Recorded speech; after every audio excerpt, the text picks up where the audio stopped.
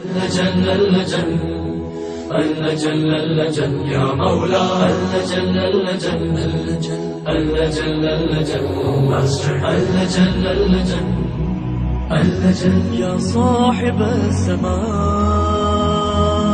اللجن. اعوذ باللہ من الشیطان اللعین الرجیم. بسم اللہ الرحمن الرحیم. رب اشرح لی صدری ویسر لی امری واحلل عقدۃ من لسانی یفقهوا قولی. ان اللہ وملائکتہ یصلون علی النبی یا ایھا الذین آمنوا صلوا علیہ وسلموا تسلیما. اللہم صل علی محمد ویلنٹائنس ڈے، محبت اور اسلام، یہ آج ہمارا موضوع ہے گفتگو کا، اور بڑا چھوٹا موضوع غالباً لگ رہا ہوگا، اور لوگوں کے ذہن میں یہ سوال ہوتا ہے کہ ہم مدرسہ جو ہے وہ رسول اور اہل بیت اور خدا کی باتیں سیکھنے آتے ہیں، قرآن و حدیث کو سمیٹنے آتے ہیں، یہ ویلنٹائن ڈے جو ہے کہاں سے ٹپک پڑا. تو اس حوالے سے موضوع یہ کیوں رکھا گیا ہے؟ امام کی حدیث ہے کہ اپنے زمانے کے حالات سے واقف انسان پر شکوک و شبہات حملہ آور نہیں ہوتے. تو یاد رکھ لیجئے کہ اگر آپ چاہتے ہیں کہ اپنی روح کو، اپنے آپ کو گناہوں سے بچائیں اور دنیاوی غلاستوں سے اپنے آپ کو دور رکھیں، تو ضروری ہے کہ آپ کو معلوم ہو کہ آپ کے آس پاس کس قسم کے گناہ ہو رہی ہیں. آپ کو معلوم ہونا چاہیے کہ کس قسم کی آلودگی سے ہمارا معاشرہ جو ہے وہ لت پت ہو چکا ہے، اور جب آپ ان آلودگیوں سے، ان گناہوں سے واقف ہو چکے ہوں گے تو انشاءاللہ بہتر طور پر اپنے آپ کو بچا سکیں گے. مثلاً ایک مثال دی جاتی ہے کہ ڈینگی فیور جب عام ہوتا ہے تو بتلایا جاتا ہے کہ اس ڈینگی فیور سے ہم کیسے بچیں، اور آپ وہ تمام احتیاطی تدابیر اختیار کرتی ہیں جس سے آپ ڈینگی فیور سے بچتی ہیں. اس طرح نزلہ زکام، جیسے سردی کا موسم ہوتا ہے تو آپ اس سے بچنے کی کوشش کرتے ہیں. تو جب معاشرے میں ڈینگی فیور پھیلا ہوا ہو، نزلہ زکام پھیلا ہوا ہو، آپ کینسر کی دوا ڈھونڈیں، آپ جو ہے وہ ٹائیفائڈ کی دوا ڈھونڈیں، تو یقیناً ایسا شخص جو ہے وہ بیوقوف کہلائے گا. آپ کو تمام دواؤں کا معلوم ہو لیکن یہ نہیں معلوم ہو کہ مجھے ڈینگی فیور کے لیے یا جو مرض معاشرے میں عام ہے اس سے بچنے کے لیے کیا تدابیر اختیار کرنا چاہیے. اچھا، ایک ہوتا ہے علاج اور ایک ہوتا ہے احتیاطی تدابیر. یعنی ایک ہوتا ہے جسے کہتے ہیں کہ ایک ہوتی ہے دوا اور ایک ہوتی ہے ویکسین.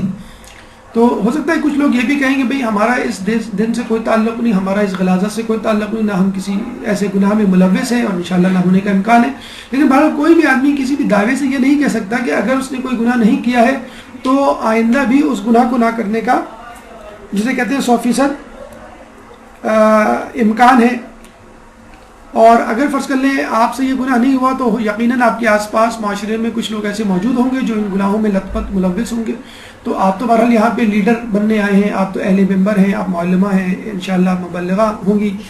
تو آپ کو لوگوں کو بتانا بھی ہے، ڈائگنوز کرنا ہے، تشخیص کرنا ہے اور پوائنٹ آؤٹ کرنا ہے کہ معاشرے میں کیا بیماریاں پھیل رہی ہیں، ہمیں ان سے کیسے بچنا چاہیے. تو اگر آپ کو نیکوکار بننا ہے تو گناہوں کا معلوم ہونا از حد ضروری ہے. جیسے گناہ نے کبیرہ ہے آیت اللہ دست غیب کی، تو اس میں صرف گناہوں کا تذکرہ ہے، نیکیوں کا تذکرہ نہیں ہے. تو جب تک آپ گناہوں سے پاک نہیں ہوں گے اس وقت تک نیکی کرنے کے لیے جسے کہتے ہیں کہ آگے قدم نہیں بڑھا سکتے. یعنی جو برتن آلودہ ہو، نجاستوں سے بھرا ہوا ہو یا کسی زہر سے لبلب جسے کہتے ہیں کہ بھرا ہوا ہو، تو وہ برتن جو ہے کبھی بھی کسی شیریں مشروب سے سیراب نہیں ہو سکتا. اگر اس میں کوئی شیریں مشروب ڈالیں گے تو وہ بھی برتن میں موجود پہلے موجود غذا سے یا پوائزن سے یا نجاست سے آلودہ ہو جائے گا. اچھا، جیسے ہم نے کہا آپ کو کہ وہ شخص جو اپنے زمانے سے واقف ہوا وہ اپنے اس پر شکوک و شبہات حملہ نہیں کرتے، یعنی وہ کبھی پریشان نہیں ہوگا، کنفیوز نہیں ہوگا اور اپنے دین ایمان کو سلامت رکھے گا. تو آئیے ہم زمانے کو سمجھنے کی کوشش کرتے ہیں کہ زمانے میں ہو کیا رہا ہے. مثلا ایک خبر BBC پہ چند ہفتے پہلے آئی تھی کہ Pakistan is second last among the 142 countries not suitable for women. یعنی 142 ممالک پہ تحقیق ہوئی، ریسرچ ہوئی، ڈیٹا جمع کیا گیا اور معلوم کیا گیا کہ کن ممالک میں ماحول خواتین کے لیے سازگار نہیں ہے. یعنی ان کی جابس کے لیے، ان کے کیریئر کے لیے، ان کی عزتوں کے لیے، ان کے اسٹیٹس کے لیے، اور ان کو جو ریوارڈ ملتا ہے اس حوالے سے، تو پاکستان جو ہے بالکل جسے کہتے ہیں باٹم لائن میں تھا، لاسٹ کنٹری سے ایک درجے اوپر، یعنی 141 اس کا نمبر تھا، ورسٹ کنٹریز میں اس کا نام تھا۔ اب یہاں جب آدمی یہ خبر پڑھتا ہے تو فوراً اس کے ذہن میں یہ آتا ہے، اور خاتون ہونے کے ناطے تو ضرور ایک خاتون کے ذہن میں آئے گا کہ اس کا مطلب ہے مجھے یہاں سے چلا جانا چاہیے، میرے لیے ملک مناسب نہیں ہے، اور میرے لیے یہاں ترقی کے امکانات جو ہیں وہ معدوم ہیں، اور مجھے جو ہے یہاں پہ تنگ کیا جائے گا، مجھے جاب کے حوالے سے پریشان کیا جائے گا، مجھے جو ہے یہاں پر کام کاج کے حوالے سے پریشانی کا سامنا ہوگا۔ تو آدمی پھر یہ کہتا ہے کہ چلیں بھائی کہاں جانا چاہیے، ٹھیک ہے ہم ایسے ملک چلے جاتے کہ جہاں پہ یہ سب کچھ نہ ہوتا ہو، جہاں پہ عورتوں کو آزادی ہو، جہاں جابس کی آسانی ہو، جہاں پہ تعلیمی ماحول جو ہے وہ بہت اوپن ہو، اور جہاں پہ خواتین کو تنگ نہ کیا جاتا ہو۔ تو اگر پاکستان ایسا ملک ہے جو خواتین کے لیے جہاں پہ جینا دوبر ہے، تو پھر کون سا ملک ہوگا؟ یقیناً امریکہ یا یورپ کا کوئی ملک ہوگا۔ تو چلیں ٹھیک ہے، ہم سب سے ترقی یافتہ ملک امریکہ چلتے ہیں، کیا وہاں پہ حالات اور ماحول خواتین کے لیے مناسب ہے؟ ہولا بیک ایک این جی او ہے جو کہ نان گورنمنٹل آرگنائزیشن، جو کہ نیو یارک میں بنی، اور اس کا کام کیا ہے؟ دیکھیے بڑا عجیب و غریب کام ہے۔ اس کا کام ہے راہ چلتی خواتین پر جو لوگ ہراسمنٹ کرتے ہیں، ہراساں کرتے ہیں، ان کو تنگ کرنا، اور جس میں کیسے کہتے ہیں کہ جملے کسنا، جیسے کہتے ہیں ان کا پیچھا کرنا، ہوٹنگ کرنا، یا سیٹیاں بجانا، یا جس قسم کے اوچھے کام جو خواتین کے پیچھے کیے جاتے ہیں، ان کو جیسے کہ سامنے کیے جاتے ہیں، ان کو تنگ کرنے کے حوالے سے، جن کے لیے جس کی وجہ سے خواتین کا باہر نکلنا جسے کہتے ہیں کہ مشکل ہوتا جا رہا ہے، تو یہ وہاں بنائے گئے، کہاں؟ نیو یارک میں۔ یعنی آپ تصور کیجئے کہ چلیے ٹھیک ہے پاکستان میں تو ہم سن سکتے ہیں ایسا کہ بازاروں میں ایسا ہوتا ہو کہ جملے کسے جاتے ہوں اور سیٹیاں بجائی جاتی ہوں یا پیچھا کیا جاتا ہو، تو کیا نیو یارک اور امریکہ جیسے ممالک اور شہروں میں بھی ایسا ہوتا ہوگا؟ ہمارے خیال میں ایسا نہیں ہونا چاہیے، لیکن ایسا ہے۔ ہوا یوں کہ ایک خاتون جو ہے وہ نیو یارک کی سڑکوں پہ نکلی، اور کسی وجہ سے ان کو زیادہ واک کرنی پڑ گئی۔ انہیں نوٹ کیا کہ اس واک کے دوران، اس پیدل چلنے کے دوران مجھے کئی لوگوں نے گھورا، کئی لوگوں نے کمنٹس پاس کیے، کئی لوگوں نے مجھ پہ سیٹیاں بجائیں، کئی لوگوں نے جو ہے وہ مجھے تنگ کیا طرح طرح سے۔ اور انہوں نے آگے پھر اپنے دوستوں کو، اپنے احباب کو، اپنے رشتہ داروں کو یہ بات بتائی، لوگ بڑے پریشان ہوئے۔ پھر باقی لوگوں نے اپنی اپنی کہانیاں، اپنا پاس جو ہے وہ شیئر کیا۔ پھر انہوں نے کہا کہ چلے ہم ایک ایسی تنظیم بناتے ہیں جو راہ چلتی ہوئی خواتین کو تنگ نہیں کرے گا۔ تو یہ ہولا بیک نامی جسے کہتے ہیں کہ تنظیم وجود میں آئی۔ انہوں نے ایک خاتون کو ہائر کیا جو ٹی وی پہ ماڈلنگ کیا کرتی تھی۔ ان کو کہا کہ آپ کو فلاں سڑک پہ فلاں موڑ سے فلاں جگہ تک جانا ہے، اور ہم آپ کی خفیہ ویڈیو بنائیں گے، اور ہمیں صرف یہ دیکھنا ہے کہ آپ کو راہ چلتے لوگ تنگ کرتے ہیں کہ نہیں۔ تو ویڈیو بنائی گئی اور باقاعدہ نوٹ کیا گیا، فلمایا گیا کہ جو لوگ ان کے پاس سے گزرے، جن لوگوں نے جملے کسے، جن لوگوں نے ان کو تنگ کرنے کی کوشش کی، وہ ویڈیو رات کو یعنی شام کو ٹی وی پہ چل بھی گئی۔ اب ظاہر سی بات ہے کہ جو ویڈیو شام میں چل گئی ہو، اسی شہر میں چلی ہو جس شہر میں ان خاتون کے ساتھ لوگوں نے یہ برتاؤ کیا ہو راہ چلتے ہوئے، ان حضرات کی ویڈیو یعنی بالکل جسے کہتے ہیں کہ چہرے وہرے سب آ گئے، اور وہ معاشرے میں سب سے بڑی جو سزا ملی فوری طور پہ وہ بدنام ہو گئے۔ اب کہا یہ جاتا ہے کہ ان خاتون کو باقاعدہ دھمکیاں بھی ملی بعد میں کہ ہم تمہیں جان سے مار دیں گے اور یہ تم لوگ یہ کام چھوڑ دو، لیکن بہرحال 26 ممالک میں یہ کام کر رہی ہے۔ اب آپ مجھے بتائیں کہ خواتین کہاں جائیں؟ مطلب پاکستان میں آپ نے کہہ دیا کہ بھائی 142 کنٹریز میں 141 یعنی second worst country in the world for women ہو گیا۔ اچھا نیو یارک میں، امریکہ میں بھی یہی حال ہے کہ جہاں جو ہے خواتین کے لیے راہ چلنا جسے کہتے ہیں کہ دشوار ہے، تو خواتین کہاں جائیں؟ تو ہم یہ کہیں گے ابھی آپ یہ نہ سوچیں خواتین کہاں جائیں۔ خواتین ظاہر بات ہے مریخ پہ تو جا نہیں سکتی، چاند پہ تو جا نہیں سکتی، ان کو اسی معاشرے میں مردوں کے ساتھ رہنا ہے، دنیا میں رہنا ہے۔ آپ یہ معلوم کریں کہ اس ہراسمنٹ کی، اس ہراساں کرنے کی وجوہات کیا ہیں، اور پھر آپ اس کا استباق کریں تو انشاءاللہ نہ خواتین کو یہ پریشانی ہوگی، نہ شکایت ہوگی، نہ مرد حضرات جو ہے اس ٹینشن میں مبتلا ہوں گے۔ دیکھیے امام علی علیہ السلام کی اللہم صلی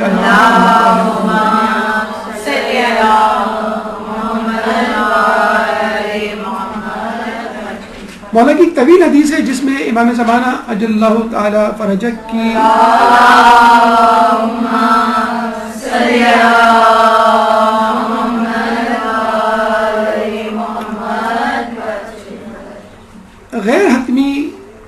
علامات بتلائی ہیں امام نے، مولا نے، ان کے ظہور سے پہلے جو غیر حتمی علامات ہوں گی، 7 علامات جو حتمی علامات ہیں ان سے پہلے جو غیر حتمی علامات ہوں گی ان کی تفصیل، تو کافی تفصیل 20-25 بلکہ اس سے بھی زیادہ تفاصیل کتابوں میں موجود ہیں. تو ان میں 2 نشانیاں ہیں، 2 خرابیاں، 2 برائیاں جو عام ہوں گی امام کے ظہور سے پہلے، وہ ہے ناچ گانا اور آواز فاسق. یعنی ناچ گانا موسیقی بہت عام ہو چکا ہوگا، اور آواز فاسق یعنی جو فسق و فجور میں مبتلا ہوں گے، جو گناہ گار ہوں گے، ان کی باتوں کو اور ان کی گفتگو کو زیادہ سنا جائے گا. اور آپ دیکھ لیں میڈیا پہ جو اس وقت بھرمار ہے اور غلبہ ہے، چاہے وہ فلمیں ہوں، چاہے وہ ڈرامے ہوں، چاہے وہ ٹاک شوز ہوں، چاہے وہ نیوز ہوں، چاہے وہ ایڈورٹیزمنٹ ہو، جس قسم کے پروگرامات ہوں اس میں ان لوگوں کی بھرمار ہے، ان لوگوں کو جگہ دی جاتی ہے، ان لوگوں کو بلایا جاتا ہے، ان لوگوں سے بلوایا جاتا ہے، ان لوگوں سے مشورے لیے جاتے ہیں جو فاسق و فاجر مشہور ہیں.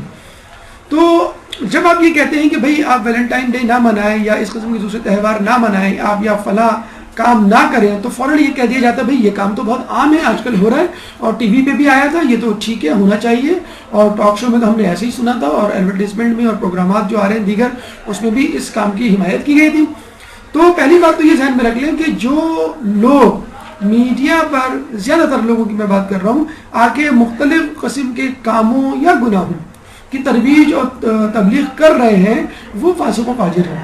ان سے کسی رحم و کرم کی، جسے کہتے ہیں کہ کسی نیکی کی کوئی توقع نہیں کرنی چاہیے. اور اگر کسی عالم کو، علماء کو بلایا جا رہا ہے تو اس میں بیشتر ان لوگوں کی تعداد ہے وہ خود جو میڈیا کے ہاتھوں بک چکے ہیں. تمام کی بات نہیں کر رہے لیکن میجورٹی کی بہرحال یہی کارکردگی ہے. اور دجال کے فتنے کے حوالے سے اگر ہم بات کریں تو اس کے بارے میں یہی کہا جاتا ہے کہ موسیقی اور بے حجاب عورتیں، یہ 2 بڑے فتنے ہوں گے جو خود دجال کے فتنے کے برابر ہوں گے. یعنی دجال جن فتنوں سے لوگوں کو اپنی طرف مائل کرے گا وہ مادیت پرستی کا فتنہ ہے، وہ روزی روٹی اور روزگار کا فتنہ ہے، وہ موسیقی اور بے حجاب عورتوں کا فتنہ ہوگا. اور آپ دیکھ لیجئے اس وقت معاشرے میں جو سب سے زیادہ گھمبیر مسائل ہیں ان میں یہی مسائل درپیش ہیں، موسیقی ہے، بے حجابی ہے، بے روزگاری ہے. تو ان فتنوں سے دجال جو ہے وہ اپنے لوگوں کا جو ہے وہ شکار کرے گا.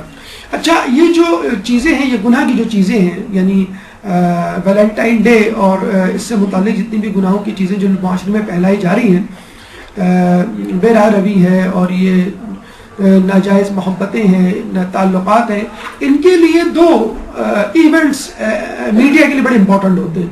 ایک تو کھیل کے ایونٹس اور ایک تہوار کے ایونٹ، اسپورٹس ایونٹ اور فیسٹیول ایونٹس. اسپورٹس ایونٹ جیسے آپ کا ورلڈ کپ ہو جاتا ہے، آپ کا اولمپکس ہو جاتے ہیں، مختلف قسم کے ٹورنامنٹس ہیں، اس میں ان چیزوں کا سہارا لیا جاتا ہے. ان چیزوں کا سہارا لے کر فحاشی کو اور بے راہ روی کو پھیلایا جاتا ہے. آپ نے دیکھا ہوگا کہ جو کرکٹ کے جو میچز ہوتے ہیں جس میں چھکا اور چوکا لگتا ہے تو فوراً چیئرنگ گرلز کو دکھا دیا جاتا ہے، اور لوگ جو ہے جو چھکا اور چوکا دیکھنے کے شوق میں بیٹھے ہوئے ہوتے ہیں، اسکرین پہ ٹک ٹکی لگا کے وہ ایک دم سے بے حجاب عورتوں کو دیکھ رہے ہوتے ہیں.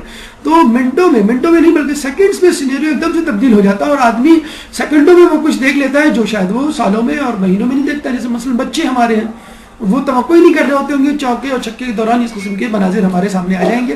ایک تو یہ ہے، اور دوسرا ہے تہوار کے ذریعے، مثلا مختلف قسم کے تہوار جو کہ مذہبی حوالے سے بھی مشہور ہیں اور غیر مذہبی حوالے سے بھی.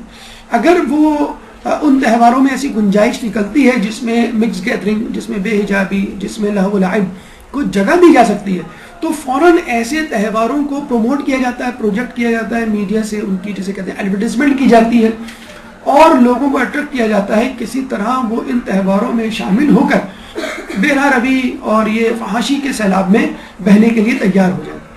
بسنت کے تہوار کو لے لیجئے، ابھی چند ہفتے بعد یہ تہوار آنے والا ہے. اس میں خواتین کو ڈور پتنگ ہاتھ میں لیے ہوئے دکھایا جائے گا ٹی وی پہ، اور میدانوں میں یہ موجود ہوں گی. حالانکہ پتنگ بازی سے خواتین کا دور تک بھی واسطہ نہیں، لیکن انہی خواتین کو باقاعدہ سجا بنا کر، بلکہ خود ان میں عقل ہونی چاہیے کہ جو اس طرح بے حجاب اور سج بن کر میدانوں کھلیانوں میں جاتی ہیں اور پتنگ اڑاتی ہیں، ان کی ویڈیوز بنتی ہیں، پھر ٹی وی پہ آتی ہیں اور بتایا جاتا ہے کہ بھئی اس کو منایا جائے اور گھر سے باہر نکلے.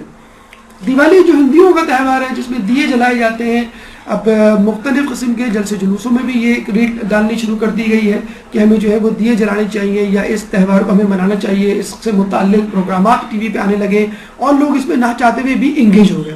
ہولی جس میں ایک دوسرے پہ جسے کہتے ہیں کہ رنگ اڑایا جاتا ہے، اور ہمارے کالج اور یونیورسٹی میں بھی ایک عام سی بات ہو گئی کہ فیئرویل جب ڈے ہوتا ہے، جب آخری دن ہوتا ہے، تو لوگ ایک دوسرے پہ انک پھینکتے ہیں، رنگ پھینکتے ہیں، اور ان کو نہیں معلوم یہ اصل میں ہولی کی کاپی ہے، جو کہ فلموں میں بھی ڈراموں میں بھی دکھائی جاتی ہے، اور وہی چیز اب کالج اور یونیورسٹی اور کراچی کے کئی کالج اور اسکولوں میں اب ایسا ہونے لگا ہے۔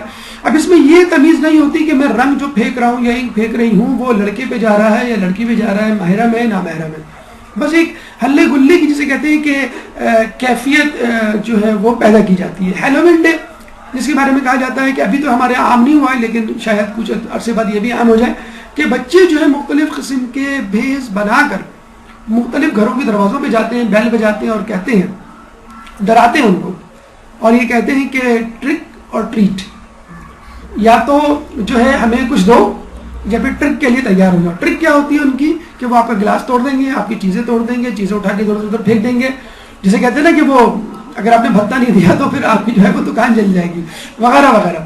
تو دیکھیں یہ بھی ایک آفیشیل قسم کا مغربی بھتہ ہے جو کہ وہاں پہ موجود ہے، اس کو آفیشلی اور ہلے گلے کے نام پہ منایا جاتا ہے، وہ ہمارے معاشرے میں بھی آنا ہی چاہتا ہے۔ کرسمس مطلب انگریز اتنے دیوانے نہیں ہیں اب کرسمس کے جتنے مسلمان ہونے لگے۔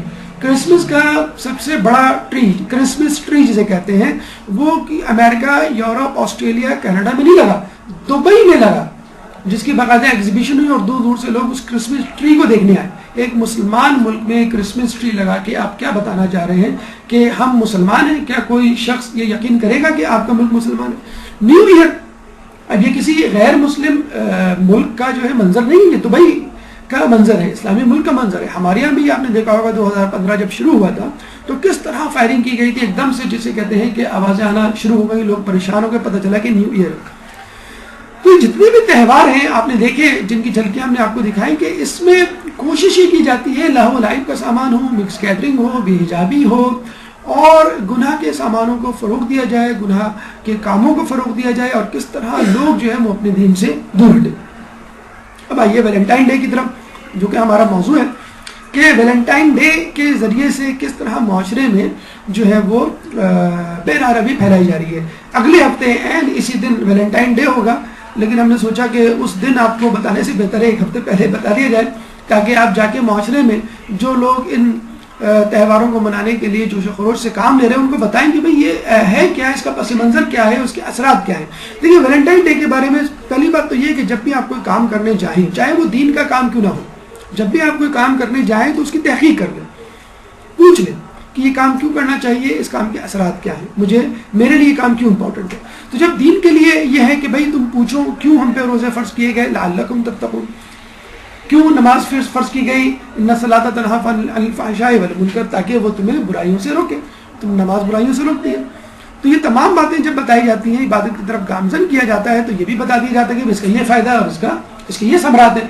تو جب آپ ایسا کام جو کہ مشکوک ہے بلکہ غیر ملک سے آیا ہوا کام ہے، تو آپ فوراً جو ہے اس کے بارے میں کود پڑتے ہیں۔ آپ کو پوچھنا چاہیے بھائی آپ کوئی پروڈکٹ آتی ہے کھانے کی، مثلا آپ پوچھتے ہیں کہ بھائی یہ کھانا کون سا مچھلی ہے، اچھا اس کے بھی چھلکے تھے کہ نہیں تھے، یا یہ کھانا ہے اس کا ذبیحہ ٹھیک ہوا کہ نہیں ہوا۔ اگر غیر ملک سے کوئی آئی ہے چیز، تو بازار بھی آپ جاتی ہیں کوئی چیز خریدتی ہیں تو آپ پوچھتی ہیں اس کی قیمت کیا ہے، کہاں سے آیا، کیا رنگ تو نہیں اترے گا، یا اس کو جسے کہتے ہیں کہ خریدنے کے بعد گارنٹی ہے اس کی، یا مینٹیننس آپ دیں گے وغیرہ۔ تو ویلنٹائن ڈے کو اگر منانا ہے تو کم از کم اس کا پہلے میسج، اس کا بیک گراؤنڈ سمجھ لیجئے، اور پھر اگر آپ کا جی چاہے تو اس کو منائیے۔ دیکھیں یہ تقریباً 496 کی عیسوی کی بات ہے۔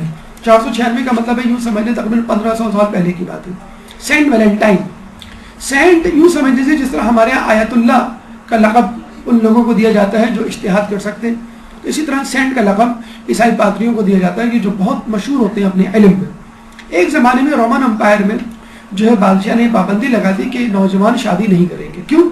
تاکہ وہ اپنے سپاہیوں کو زیادہ سے زیادہ جنگ میں مشغول رکھ سکیں، ورنہ ان کو اپنے گھر کی یاد آئے گی۔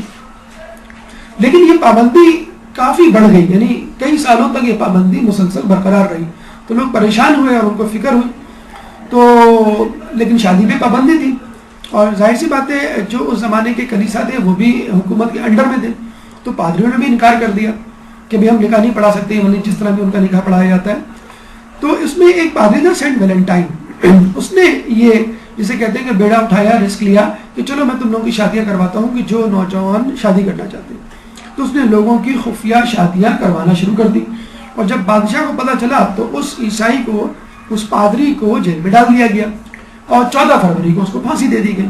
بس 14 فروری جسے کہتے ہیں کہ یہ مشہور ہو گیا کہ یہ دن سینٹ ویلنٹائن کا ہے اور اس ہمیں دن کی یاد منانی چاہیے۔ اچھا، بات فقط اتنی تھی جس کو بنا کر پہاڑ بنا دیا گیا، جسے کہتے ہیں رائی کا پہاڑ، بیاباد کا بتنگڑ، کہ اس نے شادی کی حمایت کی تھی۔ اصولاً تو یہ ہونا چاہیے، غیر ممالک میں، مغربی ممالک کو ہمیں یہ مشورہ دینا چاہیے کہ آپ کو 14 فروری کے دن یوم ازدواج منانا چاہیے، یوم، یا جسے کہتے ہیں ڈے آف میرج منانا چاہیے۔ اس دن آپ کے نوجوانوں کو شادیاں کرنی چاہیے، بجائے اس کے کہ آپ اس دن ایک دوسرے کو محبت بھرے خطوط لکھیں۔ اور اس دن کو انہوں نے رومانس ڈے میں تبدیل کر دیا، حالانکہ میرج ڈے تھا۔ جو پادری کا پیغام تھا وہ یہ تھا کہ نوجوان آپس میں شادی کریں، جس پر پابندی لگائی ہوئی تھی رومن امپائر نے۔ تو دیکھا جائے اگر اس کو منانا بھی ہے، مغرب والوں کی ہم بات کر رہے ہیں، ہم اپنے معاشرے میں رہنے والے لوگوں کی نہیں، ان کے لیے تو یہی نصیحت ہے کہ نہیں منائیں۔ کیوں نہیں منائیں، اس کی تفصیل انشاءاللہ اس پورے درس میں ہوگی۔ تو جو لوگ منا رہے ہیں مغربی ممالک میں، جو مغربی ممالک کے عیسائی اور یہودی جو بھی لوگ ہیں، تو ان کو ہمیں یہ نصیحت کرنی چاہیے کہ بھئی اس نے تو شادی کے لیے کہا تھا اور نکاح پڑھانا شروع کیا تھا اور لوگوں کو جسے کہتے ہیں کہ ازدواج میں باندھا تھا، تمہیں شادیاں کرنی چاہیے، نہ کہ معاشرے کرنی چاہیے۔ چنانچہ جو ہسٹری آف ویلنٹائن ڈے ہے وہ شادی سے جا کر ملتا ہے، لوگوں نے اس کو رومانس میں تبدیل کر دیا ہے، ایک عشق و معاشرے میں تبدیل کر دیا ہے۔ مطلب جسے کہتے ہیں کہ یہ ایک دینی معاملہ تھا جس کو دل لگی میں تبدیل کر دیا گیا، اور بالکل صحیح ہے جس نے کہا کہ یہ دل کا نہیں بلکہ دین کا معاملہ ہے۔ اکثر لوگ بڑے آرام سے یہ کہہ کر جان چھڑا لیتے ہیں بھئی یہ دل کا معاملہ ہے، یہ جوانی کا مسئلہ ہے، اور یہ جو ہے دیوانگی ہے اور اس کا کوئی علاج نہیں وغیرہ وغیرہ۔ تو یاد رکھ لیجئے کہ ہر چیز، چاہے وہ دیوانگی ہو، چاہے وہ شعور ہو، چاہے وہ گناہ ہو، چاہے نیکی ہو، اس کا تعلق بہرحال مذہب سے تو ہوتا ہے۔ یعنی اگر وہ کام نیکی ہوگا تو اس کی جزا ملے گی، اگر گناہ ہوگا تو اس کی سزا ملے گی۔ امام سے کسی نے پوچھا کہ میں گناہ کرنا چاہتا ہوں، امام نے بڑا سیدھا سا جواب دیا کہ بھئی تم ایسی جگہ چلے جاؤ جہاں پر اللہ کی حکومت ختم ہو گئی ہو، جہاں پہ اللہ کی حکومت نہ ہو، تم ایسی جگہ چلے جاؤ اور پھر بڑے مزے سے گناہ کرو۔ اب دنیا میں، کائنات میں کون سی ایسی جگہ ہے جو اللہ کی حکومت کے اندر نہیں آتی، اللہ کا اختیار وہاں پر نہیں ہے؟ تو یہ کہتے ہیں کبھی اس کا تعلق جو ہے وہ دل سے ہے، کیا دل کا تعلق دین سے نہیں ہوتا؟ اس کا تعلق جوانی سے ہے تو کیا جوانی کا تعلق دین سے نہیں ہوتا؟ ہر چیز کا تعلق، یا تو وہ حلال ہوگی یا وہ حرام ہوگی، بلیک یا وائٹ جسے کہتے ہیں، یا تو اس کی سزا ملے گی یا اس کی جزا ملے گی۔ تو آپ کو یہ تہوار بہت سوچ سمجھ کے منانی چاہیے۔ اچھا، جب تہوار نہیں ہوتے تو لوگ اپنی طرف سے کہانیاں گڑھ دیتے ہیں، اور اگر نہیں کرتے تو ٹھیک ہے، اگر ایسے واقعات معاشرے میں رونما ہوئے بھی ہیں تو غلط ہے۔ مثلا لیلا مجنوں، سسی پنو، ہیر رانجھا کی کہانیاں جو ہے ہماری درسی کتابوں میں بھی ہیں، شاعروں کی زبانوں پر بھی ہیں، اور اس میں گیت نغمے جسے کہتے ہیں گائیگی جو ہے وہ کی گئی ہے، اور لوگوں میں ان داستانوں کو پھیلایا گیا ہے، بلکہ ان کے مزارات تک بنائے گئے ہیں جہاں پہ لوگ زیارت کرنے جاتے ہیں۔ اور کون جاتے ہوں گے؟ وہی جاتے ہوں گے جن کی شادیاں نہیں ہوتی ہوں گی، جن کے ماں باپ راضی نہیں ہوتے ہوں گے، جن معاشرہ جو ہے دیوار کھڑی ہوگی اور وہ زیارتوں میں یہی دعا مانگتے ہوں گے، ان کے جسے کہتے ہیں کہ ذریعے سے چمٹ کر، ان کے مزار سے چمٹ کر کے ہماری دعا کو قبول کر دیں۔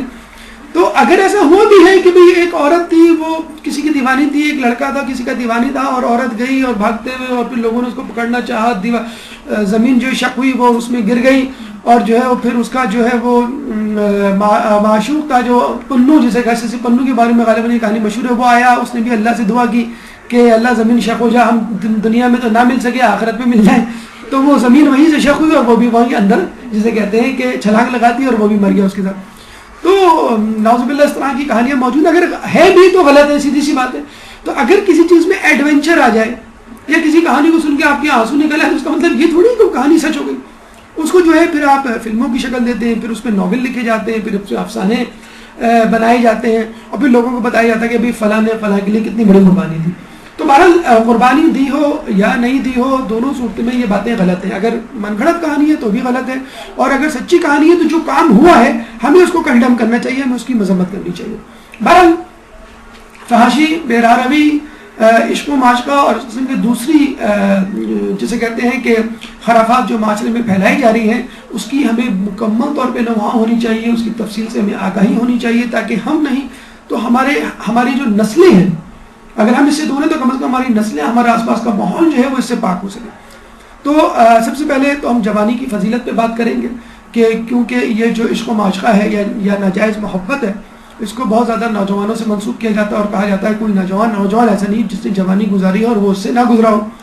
بے حیائی کی مذمت کہ قرآن میں اور احادیث میں اور اسلام میں بے حیائی کی کتنی مذمت بیان ہوئی ہے۔ شادی جو اس کا یقیناً علاج ہے، اس کو کس طرح آسان بنایا جائے۔ شادی شدہ افراد جو اپنے آپ کو محفوظ سمجھتے ہیں وہ بھی اس لت میں مبتلا ہو سکتے ہیں، ان کے لیے چند گزارشات۔ اور پھر حقیقی محبت جس کو بدنام کر دیا گیا ہے، ایک ناجائز محبت، ایک جسے کہتے ہیں کہ غیر حقیقی محبت کا روپ دے کر اصل یا حقیقی محبت ہے کیا۔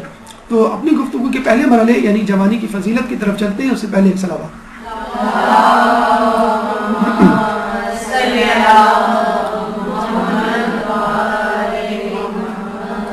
دیکھیے جوانی کا ایک رخ یہ بھی ہے کہ جہاں پہ دینی طلاب جو ہیں وہ علم سیکھنے آتے ہیں، اپنے آپ کو اخلاق سے آراستہ کرتے ہیں، ایک وہ رخ ہے جو ہمارے معاشرے نے ہمیں دکھایا ہے، وہ دو لفظوں میں بیان کیا جاتا ہے۔ ان دو لفظوں میں جوانی کا فلسفہ ہے، وہ یہ ہے کہ جوانی دیوانی۔ جوانی دیوانی ہوتی ہے، ایک لفظ استعمال ہوتا ہے مغربی ممالک میں ٹین ایجر، اور وہ 13 سے شروع ہوتا ہے 19 پہ ختم ہوتا ہے۔ اب ان کے بارے میں یہ کہا جاتا ہے جو لوگ 13 سے 19 تک ہوتے ہیں وہ ٹین ہوتے ہیں۔ تو ٹین گروپ کو جو ہے وہ نہیں چھیڑنا چاہیے، نہ ان کی مذمت کرنی چاہیے، نہ ان کو برا بھلا کہنا چاہیے، نہ ان سے نفرت کرنی چاہیے۔ ہاں جو کرنا چاہیے وہ یہ کہ جو وہ کر رہے ہیں کرنے دینا چاہیے، ہمیں ان کی راہ میں رکاوٹ نہیں بننا چاہیے، کیونکہ یہی دن ہوتے ہیں انسان کو جسے کہتے ہیں کہ اپنے ہاتھ سے تجربے کرنے چاہیے، اپنے ہاتھ سے ٹھوکر کھانی چاہیے اور پھر سنبھلنا چاہیے۔ اور یہ بڑا عجیب و غریب فلسفہ ہمارے معاشرے میں مشہور ہو رہا ہے کہ بچوں کو اچھا برا نہ سکھاؤ، وہ خود سیکھ لیں گے، اور اچھا ہے بچہ جو ہے وہ خود سیکھے۔ تو ہم نے کہا بھائی اپنے 12 سالہ بچے کو، اپنے ایک خاتون مثلاً یہ بات کر رہی تھی کہ بچوں کو خود سے جو ہے وہ انکریج کرنا چاہیے، گناہ اور نیکی کیا ہے وہ خود سے پرکھیں، خود سے دیکھیں تاکہ ان کو پتہ چلے۔ تو میں نے کہا بھائی آپ 12 سال کے بچے کو اپنی گاڑی کی چابی دے دیں اور کہہ دیں بھائی جاؤ تم سڑک پہ گاڑی چلاؤ، تم گاڑی 2-4 ایکسیڈنٹ ہوں گے، 2-4 فریکچر ہوں گے تمہارے، تو انشاءاللہ تمہیں خود ڈرائیونگ آ جائے گی۔ آپ اپنے بچوں کو سوئمنگ سکھانے لے جاتے ہیں، کیا دھکا دیتے ہیں سوئمنگ پول میں؟ خود سیکھو، خود ڈوبو، خود مرو اور پھر سیکھو۔ بھائی وہ ڈوب جائے گا، مر جائے گا، پھر کیا سیکھے گا؟ جب عالم برزخ میں ہوگا وہ تو یہ جب فزیکل ڈیمیج، دیکھیں میں پھر وہی بات بتا رہا ہوں کہ ہماری جو جنگ ہے وہ نہ یہودیوں سے ہے، نہ عیسائیوں سے ہے، نہ ہندوؤں سے۔ ہماری جنگ مادیت پرستی کے راگ الاپنے والوں سے، مادیت پرستوں سے، وہ ہندوؤں، عیسائیوں، یہودیوں، ملحدوں اور خود مسلمانوں میں بھی ہو سکتے ہیں۔ خود ہمارے معاشرے میں جسے کہتے ہیں کہ یہ ملحد افراد موجود ہیں، یہ مادیت پرست افراد موجود ہیں۔ تو اس مادیت پرستی کو نکالنا ہے کہ فزیکل ڈیمیج بھی امپورٹنٹ ہے، روحانی اسپریچول ڈیمیج بھی امپورٹنٹ ہے، بلکہ روحانی نقصان زیادہ نقصان دہ ہے بنسبت فزیکل ڈیمیج کے، مادی۔ اچھا یہ عجیب بات ہے کہ یہ جو جوانی دیوانی ہم کہتے ہیں یہ باقاعدہ ایک حدیث ہے، بولنے میں تو بڑا عجیب سا لگتا ہے، آکورڈ لگتا ہے، لیکن یہ حدیث بحر الانوار کی جوانی دیوانگی کا حصہ ہے۔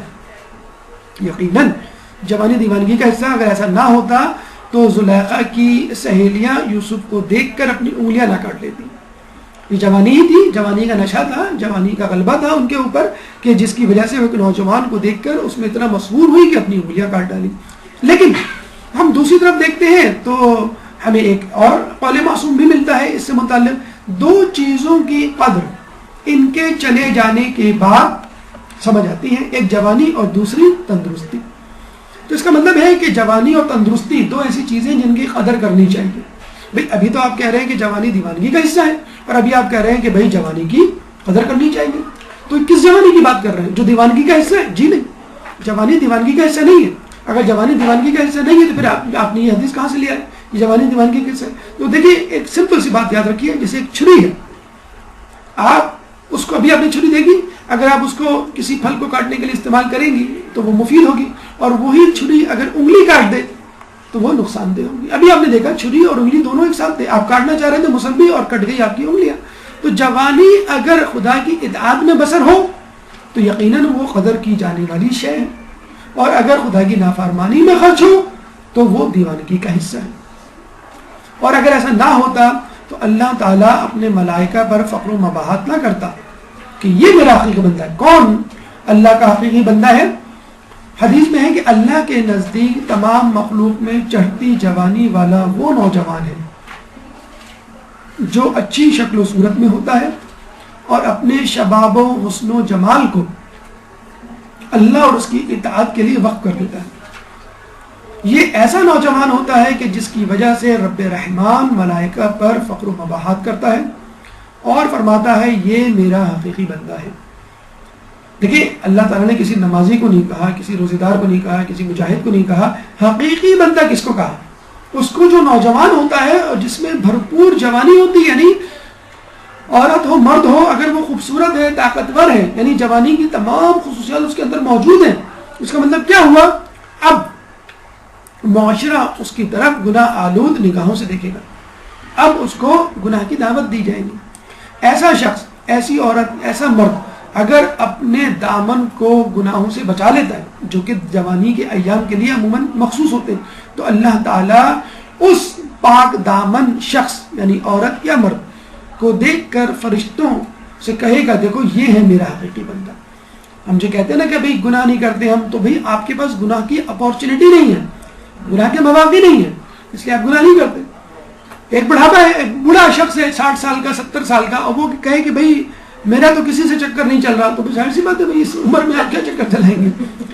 اور یا ایک 8 یا 10 سال کا بچہ ہے, الحمدللہ میری تو کوئی فرینڈ نہیں, تو بھئی بیٹا آپ تو ابھی 8-10 سال کے ہیں, جب آپ کالج جائیں گے, جب ہم آپ سے پوچھیں گے, جب آپ کو SMS آئیں گے, رانگ کالز آئیں گے, پھر ہم دیکھیں گے آپ جو ہے کتنا جو ہے وہ نگاہیں بدلتے ہیں, دوسرے کمرے میں جا کے موبائل چیک کرتے ہیں. تو جو جوانی میں انسان جو جوانی کا دور گزار رہا ہوتا ہے وہی تو اصل دور ہے. اور یہ حقیقت ہے کہ جس کو مواقع ملے اور ان مواقع کو ٹھکرا دے, جیسے پروفیٹ یوسف کے بارے میں ملتا ہے, حضرت یوسف کے بارے میں ملتا ہے, اور حقیقت میں یہی وہ بندہ ہے. اللہ تعالیٰ کہتا ہے یہی میرا حقیقی بندہ ہے. ہم شہداء کے بارے میں بڑی احادیث سنتے ہیں, بڑے درجات ان کے ہم نے سن رکھے ہیں کہ قیامت میں بغیر حساب کتاب کے جائیں گے, ان کو غسل نہیں دینا چاہیے, ان کو ایسے ہی دفنا دینا چاہیے, قیامت میں وہ اسی طرح محشور ہوں گے. تو کہتے ہیں کہ قیامت میں جب لوگ شہداء اور ان کی سواریوں کو دیکھیں گے تو اش کر اٹھیں گے, اور جب یہ لوگ یعنی شہداء جنت میں داخل ہوں گے تو دیکھیں گے وہاں پہ پہلے سے کچھ لوگ براجمان ہیں, تخت و تاج سجے ہوئے ان کے لیے. تو وہ بڑے حیران ہوں گے کہ ہم سے پہلے یہ لوگ جنت میں آ گئے اور ہم سے اعلیٰ درجے پر ہیں. تو اللہ سے استفسار کریں گے کہ کون لوگ ہیں جن کا درجہ ہم سے بھی بلند ہے. تو اللہ کہے گا یہ وہ لوگ ہیں جو صابرین میں سے ہیں. تم ایک دن مرے تھے, یہ روزانہ مرتے تھے, روزانہ جیتے تھے. اور آئمہ سے جب سوال کیا گیا کہ بھئی صبر کیا ہے, تو انہوں نے کئی اقسام بتائی, اس میں سے ایک قسم یہ بھی بتائی, ایک صبر وہ ہوتا ہے جو گناہوں پہ کیا جائے, یعنی گناہ کرنے پر قادر ہو, کر سکتا ہو گناہ لیکن گناہ نہ کرے. تو پوری جوانی جو گزارے گا تو کیا وہ گناہ پر قادر نہیں ہوگا کرنے پر, لیکن اگر وہ گناہ سے بچ جائے تو اس کا مرتبہ شہداء سے افضل ہے. تو ہمارے نوجوانوں کو سمجھنا چاہیے کچھ نہیں کرنا ہے.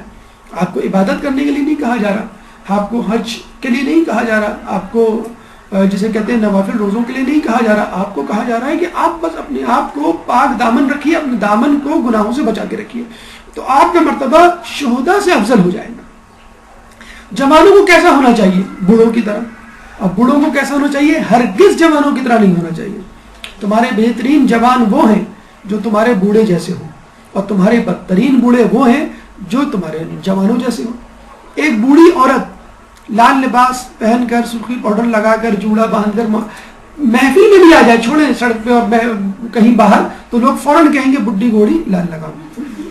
اور یہی بات بوڑھے کے لیے بھی کی جا سکتی ہے, بڈھا گھوڑا لال لگام. گھوڑا بھی جسے کہتے ہیں بڈھا ہو سکتا ہے, کوئی ایسا مسئلہ نہیں ہے.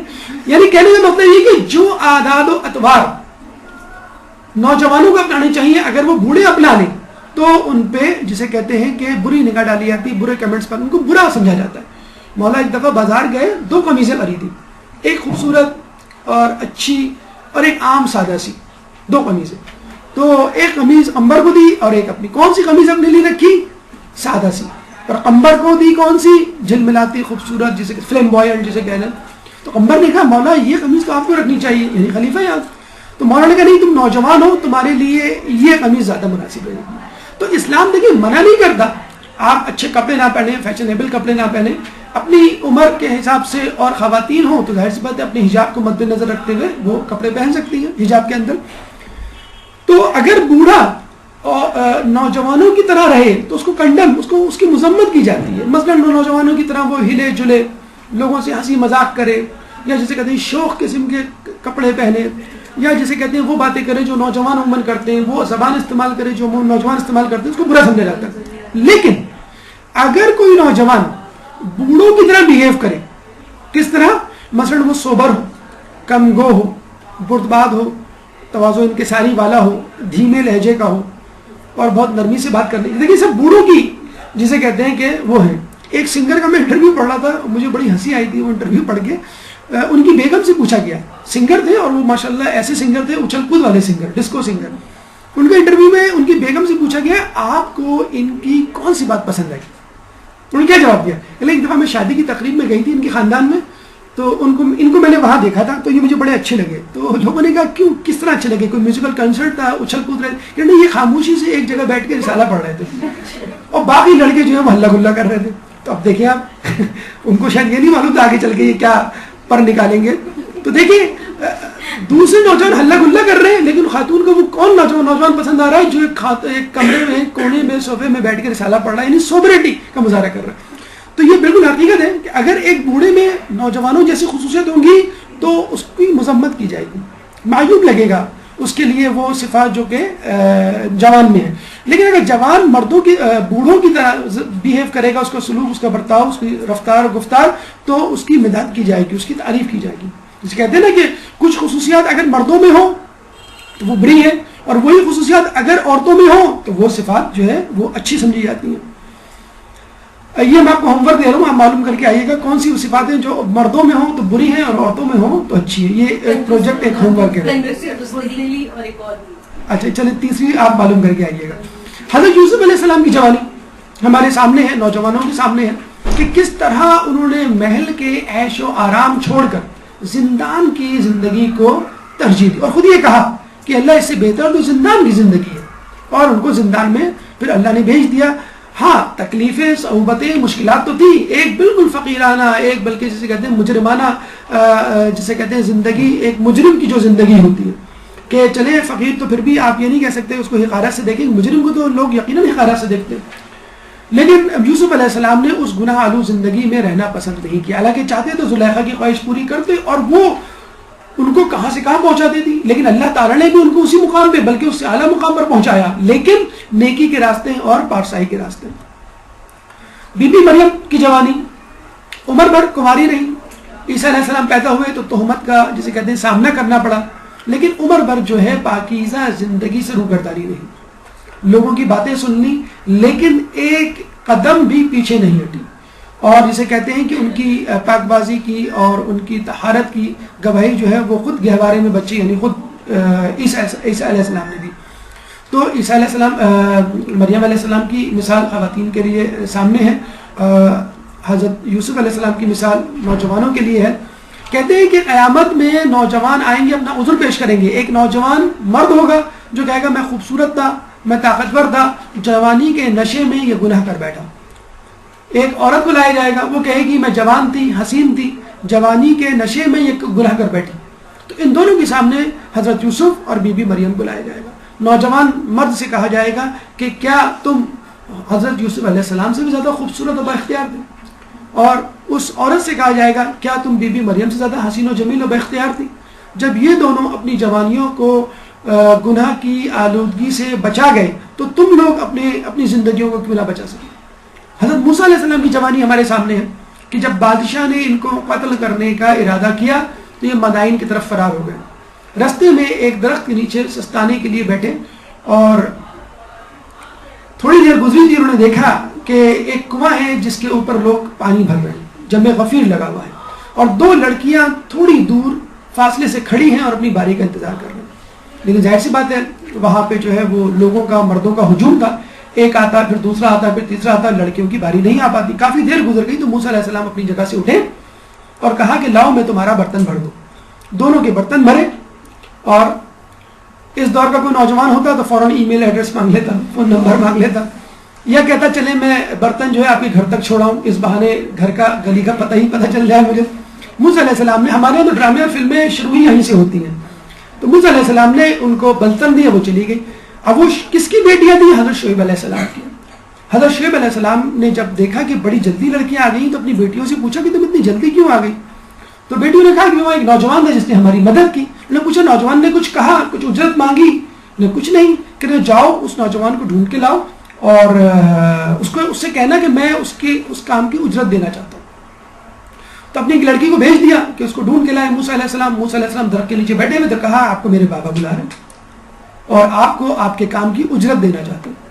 موسیٰ علیہ السلام اپنی جگہ سے اٹھے, 2-4 قدم چلے ہوں گے کہ انہوں نے فوراً کہا کہ اے عورت تم جو ہے میرے پیچھے چلو, ہم یعقوب علیہ السلام کی اولاد میں سے ہیں اور ہم نہیں چاہتے کہ ہماری نگاہ کسی عورت کی پشت پر بھی پڑے. ایک شخص امام کے سامنے آیا, کہنے لگا کہ کیا میں عورتوں کو دیکھ سکتا ہوں؟ اچھا, اس قسم کے بھولے بھولے سوال بھی لوگ کیا کرتے تھے اس زمانے میں. امام نے کہا نہیں.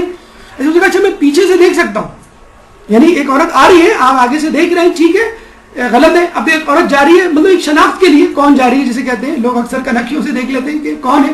تو انہوں نے کہا میں پیچھے سے بھی نہیں دیکھ سکتا. تو یہ دیکھیں, یہ وہ اسلام کی فطرت ہے, دین حق کی فطرت ہے کہ عورت کو پیچھے سے بھی نہ دیکھو, بلکہ ابھی آگے آئے گا کہ عورت کے لباس کی طرف بھی نہ دیکھو, اگر ممکن ہو سکے تو ایسا بھی کر ڈالو.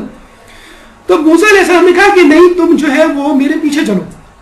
اب وہ لڑکی بڑی پریشان ہوئی, کہنے لگی اگر میں پیچھے چلوں گی تو آپ کو راستہ کیسے معلوم ہوگا؟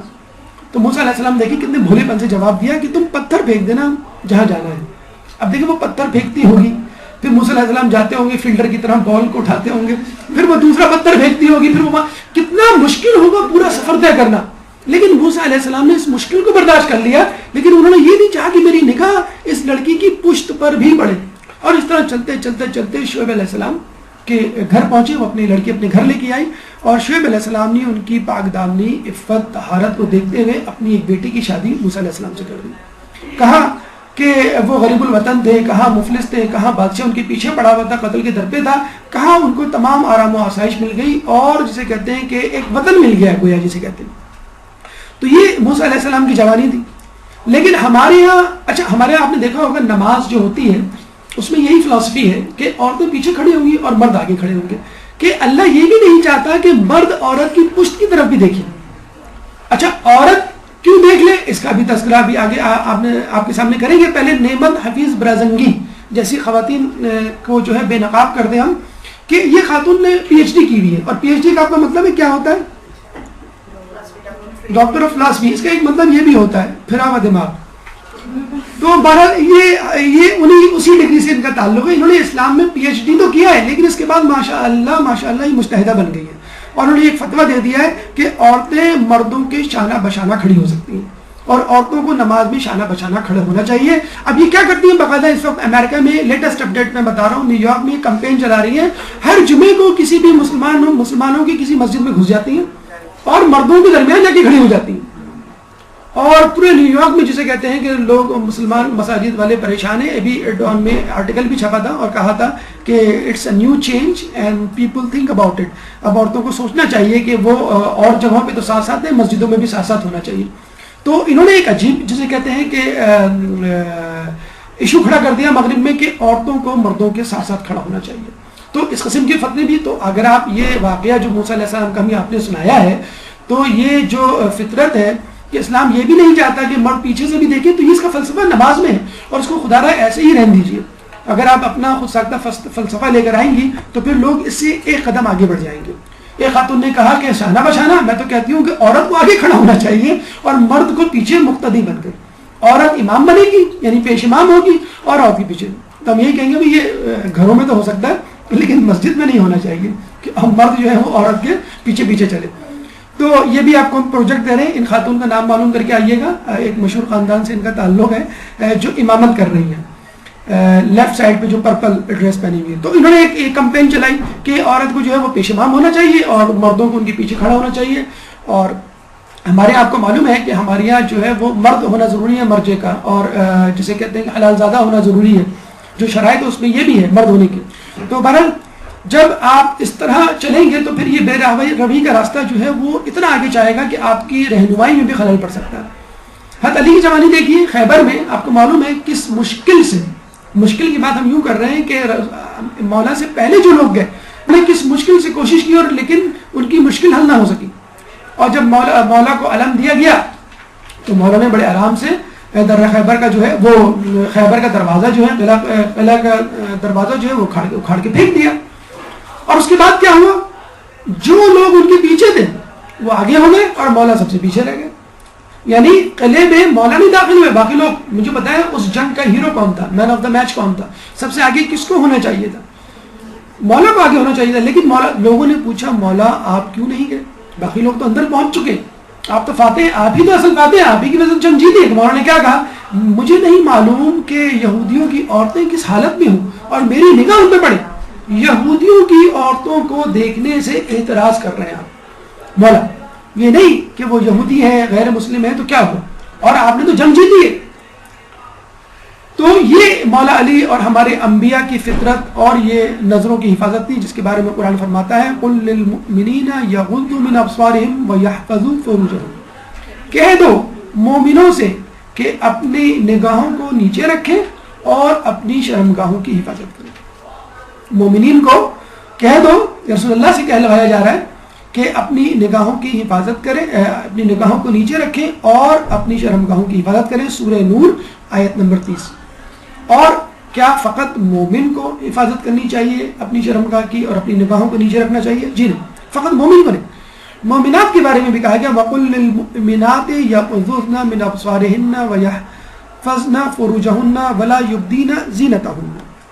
وہی دو احکامات جو ابھی بتائے گئے, یغضضن یعنی نگاہوں کو نیچے رکھیں, وَيَحْفَظْنَ فُرُوجَهُنَّ اپنی شرمگاہوں کی حفاظت کریں. لیکن ایک اور ایڈیشنل جسے کہتے ہیں کہ ان کو احکام حکم دیا گیا, وہ ہے وَلَا يُبْدِينَ زِينَتَهُنَّ, اور اپنی زینتوں کا اظہار نہ کریں. یہ ایڈیشنل کیوں کہا گیا؟ کیونکہ عورت کے اندر ایک ایسی کشش ہے کہ جس کو دیکھ کے مرد گمراہی کا شکار ہو سکتا ہے. اور حتیٰ کہ یہ بھی کہا گیا کہ اگر عورت حجاب کرے تو اس کا حجاب نیلا پیلا اور کلرفل یا اٹریکٹیو نہیں ہونا چاہیے. اگر آپ نے اسکارف یا دوپٹہ یا شہلا یا چادر یا عبایا ایسی پہنی ہے جو اتنی اٹریکٹیو ہے کہ لوگ اس کی طرف, آپ کی طرف متوجہ ہو رہے ہیں, تو اس کا مطلب ہے کہ آپ کا حجاب ثابت ہو گیا. کربلا کی زیارت میں ہم نے یہ دیکھا کہ اب جگہ جگہ اس قسم کے بورڈز لگے ہوئے ہیں حرم کی دیواروں پہ, انٹرنس پہ اسپیشلی, کہ لیس حجاب ھذا لیس بحجاب, دس از ناٹ یور حجاب. یعنی جو جینز ہے, اسکرٹ ہے یا شہلے ہیں یا کلرفل ڈریسز ہیں جو چھپا تو رہے ہیں آپ کے جسم کو, لیکن بہرحال وہ اٹریکٹیو ہیں. تو اس قسم کے اٹریکٹیو لباس جو بطور حجاب استعمال ہو رہے ہیں لیکن کشش کا باعث بن رہے ہیں, یہ حجاب کے زمرے میں نہیں آتے. دیکھیں میڈیکل سائیکالوجی یہ کہتی ہے کہ مین آر ویژولی اورینٹڈ. ابھی آپ کو کہا گیا عورتوں کے لیے ایک اضافی حکم کہ عورتیں جو ہے وہ حجاب بھی کریں اور اپنی زینت کو ظاہر نہ کریں. ایسا کیوں کہا گیا؟ کیونکہ اللہ نے مرد کو ویژولی اورینٹڈ بنایا ہے, یعنی وہ دیکھ کر گمراہی کا شکار ہوتا ہے. ہمارے یہاں ایک اکثر جملہ بولا جاتا ہے کہ تم نے اس میں کیا ایسی بات دیکھ لی کہ تم پھسل گئے, تم نے اس میں کیا ایسا دیکھ لیا کہ تمہیں اس کے علاوہ کوئی بھاتا نہیں. اور عورت کے لیے کہا جاتا ہے, کیا کہا جاتا ہے کہ تمہیں اس نے کیا ایسی پٹی پڑھائی کہ تم اس کے علاوہ کسی سے شادی کرنے پر راضی نہیں ہوتی. تو دیکھیں مرد کے لیے کیا کہا جاتا ہے کہ تم نے اس میں کیا ایسا دیکھا, یعنی مین آر ویژولی اورینٹڈ. اور عورت کے لیے کہا جاتا ہے کہ تم نے کیا ایسا سنا کہ تم بے وقوف بن گئے. تو آج کل جو ہم دیکھتے ہیں کہ چیٹنگ کے حوالے سے یا SMS کے حوالے سے یا فون کالز کے حوالے سے تقریباً عورتوں اور مردوں کی ایک ہی تعداد ہے. شاید موویز میں دیکھنے میں مردوں کا جسے کہتے ہیں کہ ریکارڈ زیادہ برا ہو, لیکن چیٹنگ کے حوالے سے SMS ایکسچینج اگر آپ دیکھیں حوالے سے مرد اور عورت تقریباً برابر نظر آئیں گے, بلکہ ہو سکتا ہے عورتیں اس میں آگے نظر آئیں کیونکہ بیوقوف بننے کے حوالے سے وہ زیادہ ولنریبل ہوتی ہیں بنسبت مردوں کے. اسی لیے اللہ تعالیٰ قرآن میں ایک اور حکم دیتا ہوا نظر آتا ہے, فلا تخضعن بالقول فیطمع الذی فی قلبہ مرض, بس تم ایسے نرم لہجے میں بات نہ کرو کہ جسم کے دل میں کوئی بیماری ہے وہ طمع کرنے لگے. دیکھیں یہ نصیحت کسی عام عورت کو نہیں کی جا رہی بلکہ ازواج مطہرات کو کی جا رہی ہے, رسول اللہ کی بیویوں سے, کہ تم اوروں سے ایسے نرم لہجے میں بات نہ کرو کہ اگر کسی کے دل میں کوئی برائی ہے تو وہ گمراہی کی طرف آ جائے. تھوڑی سی بھی اس میں جسے کہتے ہیں کہ تھوڑی سی بھی جسے کہتے ہیں کہ برائی اندر اس کے اندر چھپی ہوئی ہو خفیہ طور پہ, تو وہ نہ ہو کہ وہ آدمی گمراہی کی طرف چلا جائے. تو جب ازواج مطہرات جن کے بارے میں ہم سوچ بھی نہیں سکتے ان کو کہا گیا ہے تو عام عورتوں کے لیے کتنا سخت حکم ہوگا کہ وہ اس معاملے میں کس طرح جسے کہتے ہیں کہ سخت لہجہ اختیار کریں. اسی لیے عورتوں کے لیے خواتین کے لیے کہا گیا ہے کہ نامحرم سے بات کرتے ہوئے سخت لہجہ اختیار کریں یا کم از کم نیوٹرل لہجہ اختیار کریں. اور نرمی کی ایک شکل ایس ایم ایس بھی ہے. جب آپ ایس ایم ایس بھیجتے ہیں تو پہلے شہادت پہ تعزیت, پھر ولادت پہ مبارکباد, پھر السلام علیکم, پھر ہیلو, پھر ہائی. تو بہتر یہ ہے کہ اس سلسلوں کو پہلے سے آپ بائے کر دیں اور ایس ایم ایس اور اس قسم کی جتنی بھی شروعات ہیں جو کہ مقدمہ ہیں آگے چل کر بے راہ روی کا وہ بند ہو سکے. بے حیائی کے حوالے سے آنکھیں جو کچھ دیکھتی ہیں لب پہ آ سکتا نہیں, محو حیرس ہوں کہ دنیا کیا سے کیا ہو جائے گی. لیکن 5 منٹ کے وقفے کے بعد انشاءاللہ اس پہ گفتگو ہم جاری رکھیں گے. ایک درود پڑھ دیں محمد والے میں.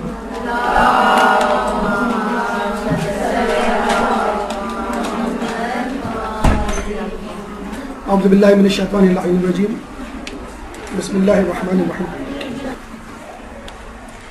ہماری گفتگو جاری تھی اور گفتگو کا دوسرا مرحلہ بے حیائی.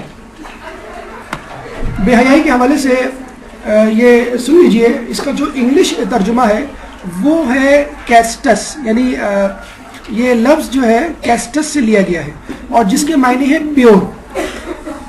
اس کا مطلب یہ ہوا کہ جو شخص حیا دار ہوتا ہے وہ پیور ہوتا ہے, یعنی اس کی شخصیت میں, اس کے دل میں, اس کے ذہن میں کوئی غلاظت, کوئی آلودگی, کوئی مکسنگ نہیں ہوتی جسے کہتے ہیں. اور ایسا ہی شخص جو ہے وہ مطلق یا پیور کہلانے کا حقدار ہے. جیسے کہ آپ نے سنا ہوگا پانی جو ہے وہ مطلق ہوتا ہے, مضاف ہوتا ہے, اور مضاف پانی وہ ہوتا ہے کہ جس میں کسی چیز کی ملاوٹ ہو, اور مضاف پانی وہ ہوتا ہے جس میں کسی چیز کی ملاوٹ ہو, اور مطلق وہ ہوتا ہے کہ جو پیور ہو. تو اسی طرح پیور آدمی ہی ماڈسٹ ہوتا ہے. ماڈسٹ کا مطلب ہے کہ جس میں کسی اور شخصیت کی پرچھائیاں نہ پائی جاتی ہوں. اور حیا کسے کہتے ہیں, جو ڈیفینیشن, جو اصطلاحی ڈیفینیشن ہے یہ تو لغوی یا linguistic the, behavior based on gender that is acceptable to the moral standards and guidelines of one's culture, civilization or religion. یہ ڈیفینیشن خود مغرب کی ڈکشنری سے لی گئی ہے جس کے مطابق حیا یا ماڈسٹی وہ رویہ ہے کہ جو جینڈر بیسڈ ہو, یعنی صنف نازک ہو یا جسے کہتے ہیں کہ مرد ہو یا عورت ہو, اس حوالے سے, اور اس کا رویہ اس کے کلچر, اس کی تہذیب اور اس کے مذہب کے حوالے سے ہو.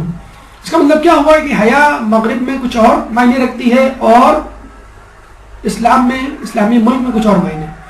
مغرب میں ایک عورت اگر اسکرٹ پہن کر گھومے گی تو اس کو معیوب نہیں سمجھا جائے گا, لیکن اگر کوئی عورت, یہی عورت اسکرٹ پہن کر ہمارے معاشرے میں مثلا انچولی یا سولجر بازار یا کھارادار ایسے علاقے میں گھومے پھرے تو لوگ عجیب نظروں سے اس کو دیکھیں گے. ایکسیپٹیبل نہیں ہے ہمارے معاشرے میں, حالانکہ ابھی مکمل طور پہ اسلامی نظام نہیں ہے لیکن پھر بھی یہ ایکسیپٹیبل نہیں ہے.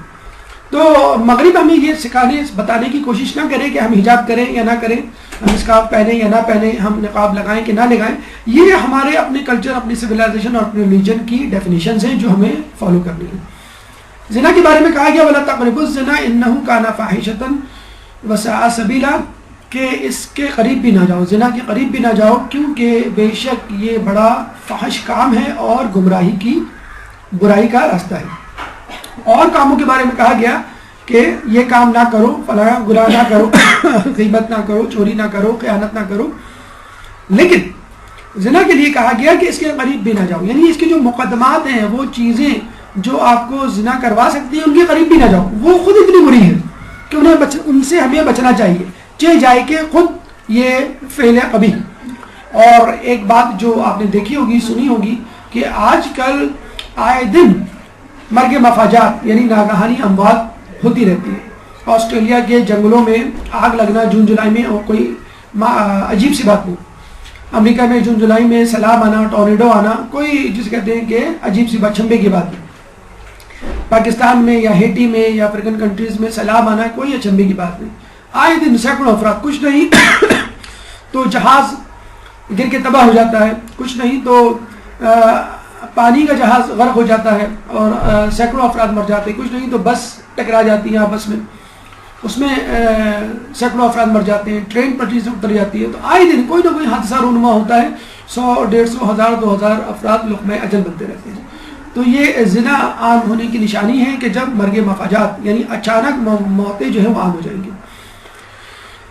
زنا کے نتیجے میں جو لوگ پیدا ہوتے ہیں یعنی زنا زادے، وہ معاشرے میں عموماً قاتل، چور، خائن اور خود زانی مشہور ہوتے ہیں۔ قاتل حضرت یحییٰ، قاتل امام علی، قاتل امام حسین، سب کے سب زنا زادے تھے، ہمارے پانچویں امام امام باقر علیہ السلام کا قول۔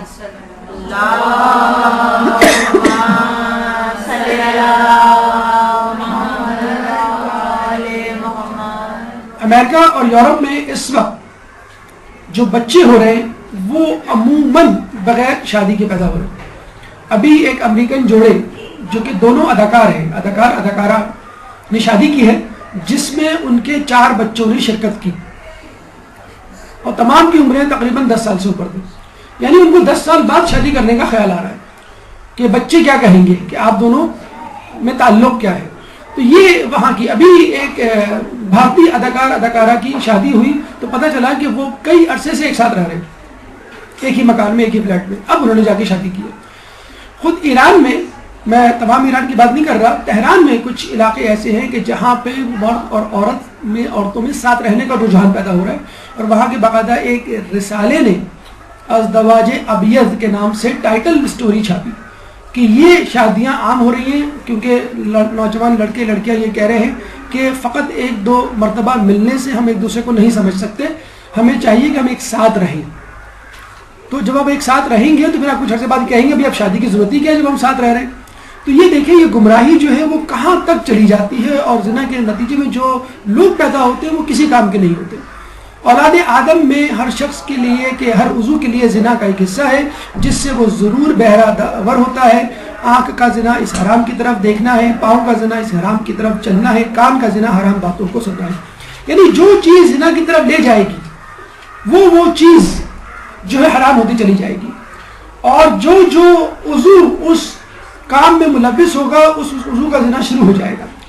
گانے کے لیے، موسیقی کے لیے کہا جاتا ہے کہ یہ زنا کا مقدمہ ہے، الغنا مقدمۃ الزنا، یعنی یہ زنا کی طرف لے جاتا ہے۔ اور شاید ہی کوئی شخص ہو جس کو موسیقی کا شوق ہو اور وہ عشق و معاشی میں مبتلا نہ ہوا ہو۔ اسی طرح کسی جگہ کی طرف جانا جہاں پہ یہ عمل ہوتا ہو، پاؤں کا آپ کا زنا ہے۔ ایسی چیزوں کو دیکھنا جو آگے چل کر اس قبیح فعل پر متنج ہوتی ہوں تو یقیناً وہ آپ کی آنکھوں کا گناہ ہے۔ تو یہ تمام عضو کسی نہ کسی طور پہ سوچنا نامحرم کے بارے میں ایک سوچ ہوتی ہے جو خود بخود آپ کے ذہن میں آ جائے، ایک ہوتا ہے باقاعدہ طور پہ فینٹیسی، باقاعدہ ایسے موضوعات پہ امریکہ میں کتابیں لکھی گئی ہیں، نینسی فرائیڈے نے کتابیں لکھی اور دوسرے بہت سارے آتھرز نے کتابیں لکھی ہیں، باقاعدہ ان فینٹیسیز کو فروغ دیا گیا ہے۔ تو سوچنا نامحرم کے بارے میں یہ بھی حرام ہے۔ تو زنا کے جتنے بھی مقدمے ہیں ان تک کو حرام کہا گیا ہے کہ تاکہ آدمی اصل قبیح فعل سے بالکل کنارہ کش ہو جائے، اور اس کام کی حسرت خود، دیکھیں اس کام کی بات نہیں کر رہے ہم، اس کام کی حسرت خود ایمان کے زائل ہونے کا نتیجہ بن سکتی ہے۔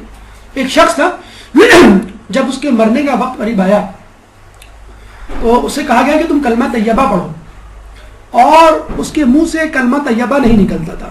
وہ جب بھی کلمہ پڑھنا چاہتا اس کے منہ سے نکلتا یا رب قائلہ یومن وقت تعبت ابن السبیل الی حمام من جانب۔ لوگوں نے پوچھا کہ اس شعر کا کیا مطلب ہے اور یہ کلمہ طیبہ کیوں نہیں پڑھ رہا؟ اچھا وہ یہ شعر پڑھتے پڑھتے مر گیا۔ بعد میں اس کے گھر والوں سے، احباب، اڑوس پڑوس سے پتہ چلا کہ ایک عورت حسین و جمیل آئی تھی، یہاں سے گزری۔ اس زمانے میں حمام گھروں سے باہر ہوا کرتے تھے۔ اس نے اس مرد سے پوچھ لیا کہ حمام کا رستہ کہاں ہے؟ من جانب ایک شخص تھا، اس کا حمام تھا، تو اس کو کہا جاتا تھا حمام من جانب۔ حمام من جانب کہاں ہے؟ وہ مرد جو ہے اس کی نیت خراب ہوئی، اس نے اس عورت سے کہا کہ حمام من جانب یہی تو ہے، یہ جو گھر ہے یہ اسی کا حمام ہی ہے، تم اندر چلی جاؤ۔ تم اندر گئی اور جب اس کو اندازہ ہوا کہ اس مرد کی نیت خراب ہے تو اس نے کہا کہ اصل میں حمام من جانب نہیں آئی تھی، میں تو تم سے ملنے آئی تھی، تم جو ہے وہ مجھے کچھ پیسے دو تاکہ میں بازار سے نئے جوڑے اور عطر پرفیوم خرید کے آؤں تمہارے لیے۔ اور وہ بیوقوف بن گیا جسے کہتے ہیں، بلکہ وہ کہا کہ میں خود لے کر آتا ہوں. وہ چلا گیا، جب وہ چلا گیا تو عورت وہاں سے فرار ہو گئی. جب واپس آیا تو اس نے یہ شعر پڑھا اور عمر بھر یہ شعر پڑھتا رہا، اور جب اس کی موت واقع ہوئی تو اسی شعر کو پڑھتے ہوئے کلمہ طیبہ پڑھنے کا جسے کہتے ہیں کہ اس کو پڑھنے کی توفیق اس کو نہیں ہوئی. تو اس فعل کی جسے کہتے ہیں حسرت انسان کے ایمان کو ظاہر کرنے کا سبب بنتی ہے. آنکھوں کا زنا، جسے کہ بتایا گیا کہ آنکھیں یا جسے کہتے ہیں کہ بد نظری اس فعل کو انجام دینے کے لیے کس طرح ممدود و معاون ہوتی ہے. روایتوں میں آیا ہے کہ بد نظری یا لذت کی نگاہ شیطان کے تیروں میں سے ایک تیر ہے، اور جو نشانے پہ لگ گیا تو انسان کا دین ایمان سب غائب ہو جاتا ہے. فقط ایک حدیث اگر آدمی ذہن میں رکھے یا اس عمل کا انجام ذہن میں رکھے، یعنی نامحرم کو لذت بھری نگاہ سے دیکھنا. اچھا یہ صرف مردوں کے لیے نہیں ہے کہ وہ عورتوں کو دیکھیں گے تو ان کو یہ سزا ملے گی، یہ گناہ ہے. خود عورتوں کے لیے بھی، اگر عورتیں بھی کسی نامحرم مرد کو اس لذت کی نگاہ سے دیکھیں تو ان کے لیے بھی سزا کیا ہے سنیے. قیامت کے دن جب تک بد نظری کرنے والے کو سزا نہیں دی جائے گی اس وقت تک اس کی آنکھوں میں لوہے کی گرم گرم سلگتی ہوئی سلاخیں ڈالی جائیں گی، جب تک اس کا فیصلہ نہیں ہو جاتا. جب فیصلہ ہو جائے گا تو اس کو پھر دوزخ میں ڈالا جائے گا. اور آپ کو معلوم ہے قیامت کا دن جو قرآن میں مذکور ہے 50,000 سال کم از کم کا ہوگا. 50,000 سال تک اگر آپ کو کھڑا رکھے، آپ کو 50 منٹ بھی کھڑا رکھے کہیں دھوپ میں، تو کیا حال ہوگا؟ 50,000 سال تک کہ جب روز محشر سورج سوا نیزے پہ یعنی آپ کی چھت کے برابر، دھوپ کی شدت اور سلگتی ہوئی سلاخیں آنکھ میں، پھر آخر میں 50,000 سال بعد کہا جائے کہ تمہارا ٹھکانہ جہنم. تو آپ اندازہ لگا لیجئے اس بد نظری کا کیا برا انجام ہے. ایک واقعہ دلوں کو ہلا دینے والا اور عبرت انگیز ضرور نوجوانوں کو سنائیں. ایک شہر میں 3 بھائی رہا کرتے تھے. بڑا بھائی اس شہر میں ایک مسجد، اپنے محلے کی مسجد میں مؤذن تھا. 10 سال تک اس نے اذان دی. اس کے مرنے کے بعد اس کے منجھلے بھائی کو کہا گیا کہ آپ اذان دیں. اس نے 10 سال تک اذان دی. جب اس کا انتقال ہو گیا تو سب سے چھوٹے بھائی کے پاس محلے والے آئے، مسجد والے آئے، کہنے لگے اب آپ اذان دیجیے، آپ کے 2 بھائیوں نے اس کار خیر کو انجام دیا، آپ بھی انجام دیں.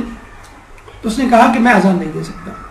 وہ بڑے حیران ہوئے کہ بھئی آپ کے دونوں بھائی اس بابرکت کام کو کرتے کرتے اس دنیا سے رخصت ہوئے ماشاءاللہ، تو آپ اس توفیق کو کیوں اپنے ہاتھوں سے ٹھکرا رہے ہیں، ہماری پیشکش کو کیوں ٹھکرا رہے ہیں، ہم اس کا ایک معاوضہ بھی دیں گے آپ کو. تو اس نے کہا کہ اگر تم جو معاوضہ میرے بھائیوں کو دیتے تھے اگر اس کا 10 گنا معاوضہ بھی دو گے تو بھی میں یہ کام نہیں کروں گا. انہوں نے بہت ضد کی. آخر میں اس نے غصے میں کہا کہ تم لوگ یہاں سے چلے جاؤ، میں کبھی بھی مؤذن نہیں بنوں گا تمہاری مسجد کا.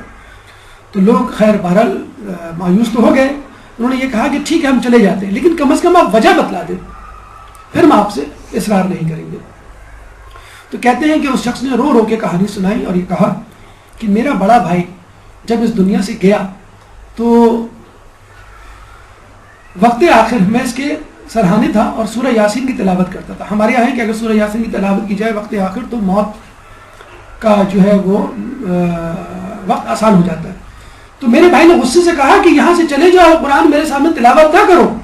میں نے اپنے بھائی کو کہا میں سورہ یاسین پڑھ رہا ہوں، تمہارا آخری وقت ہے، کہ میرے کمرے سے نکل جاؤ، دفع ہو جاؤ. وہ بیچارہ اس کمرے سے نکل گیا. وہ بڑا حیران ہوا ایسا کیوں ہوا. جب دوسرے بھائی منجلے بھائی کی باری آئی، وقت آخر آیا تو کہنے لگا کہ میں نے پھر سورہ یاسین کی تلاوت پڑھنا شروع کی تھی. میرے منجلے بھائی نے بھی یہی کہا کہ میرے یہاں سے چلے جاؤ، میرے سامنے قرآن نہ پڑھو. وہ بڑا حیران ہوا. اور جب بھائی نے غصے میں کہا کہ دفع ہو جاؤ، یہاں سے نکل جاؤ، تو وہ بیچارہ کمرے سے نکل گیا. لیکن کہنے لگا کہ میں بہت پریشان تھا، کئی دن تک پریشان رہا کہ یہ دونوں بھائی میرے اس حالت میں کیوں گئے، حالانکہ مؤذن تھے. وقت آخر سورہ یاسین کی تلاوت ان کو نہ بھائی، مجھے کمرے سے نکال دیا. کہتے ہیں کہ اس کو دوسرے دن بڑے بھائی کی زیارت ہوئی. خواب میں بڑا بھائی نظر آیا.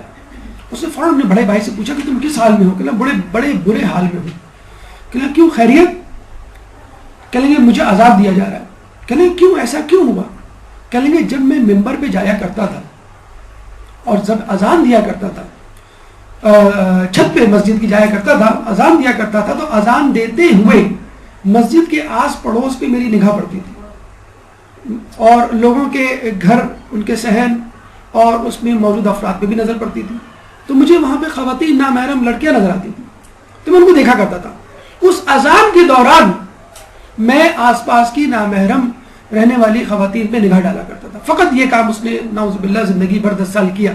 کہیں گے یہی وجہ ہے کہ جب میں دنیا سے گیا تو بے دین گیا، اور تمہارے منجلے بھائی کے ساتھ بھی یہی ہوا، وہ بھی یہی کیا کرتا تھا، جس کی وجہ سے بے دین اس کو اس گھر سے جانا پڑا، اس دنیا سے جانا پڑا.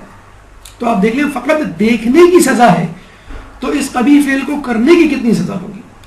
کہتے ہیں کہ جب انسان نامحرم پہ نگاہ ڈالے اور نگاہ ہٹا لے تو اس کو اللہ تعالیٰ فوری طور پہ جو ثواب دیتا ہے وہ ہے مٹھاس. اس کی عبادت میں ایسی مٹھاس پیدا ہو جاتی ہے کہ جس کی شیرنی وہ محسوس کرتا ہے. کیوں کہ جب وہ نگاہ ہٹاتا ہے تو ایک کرختگی، ایک بدمزگی، ایک کڑواہٹ اپنے دل میں محسوس کرتا ہے کہ یہ کام کر نہیں سکا، میں یہ گناہ کر نہیں سکا. تو اس کڑواہٹ کو تبدیل کر کے اللہ تعالیٰ اس کے اندر شیرنی پیدا کر دیتا ہے. اتنی زیادہ تاکید ہے نامحرم کے حوالے سے کہ امام فرماتے ہیں کہ جو چیز تیرے لیے حلال نہیں تو اس کی طرف تیز نگاہوں سے نہ دیکھ، کیونکہ جب تک تو اپنی آنکھ پر قابو رکھتا ہے اس وقت تک تیری شرمگاہ کبھی زنا نہیں کر سکتی. یعنی آپ کی آنکھ جو ہے وہ بگننگ ہے، وہ جسے کہتے ہیں شروعات ہے. امام فرماتے ہیں اگر تیرے بس میں یہ ہو کہ تو کسی غیر محرم عورت کے کپڑے کی طرف نگاہ نہ کرے تو ایسا ہی کر. دیکھ لیے اتنی زیادہ احتیاط ہے کہ نامحرم کے کپڑے، نامحرم کا جسم، کوئی بھی چیز جو اس سے ملحق ہو، ملتبس ہو یا منسلک ہو، اس کی طرف نگاہ کرنے کو بھی منع کیا گیا. اور یہی بات خود عورتوں کے لیے بھی ہے.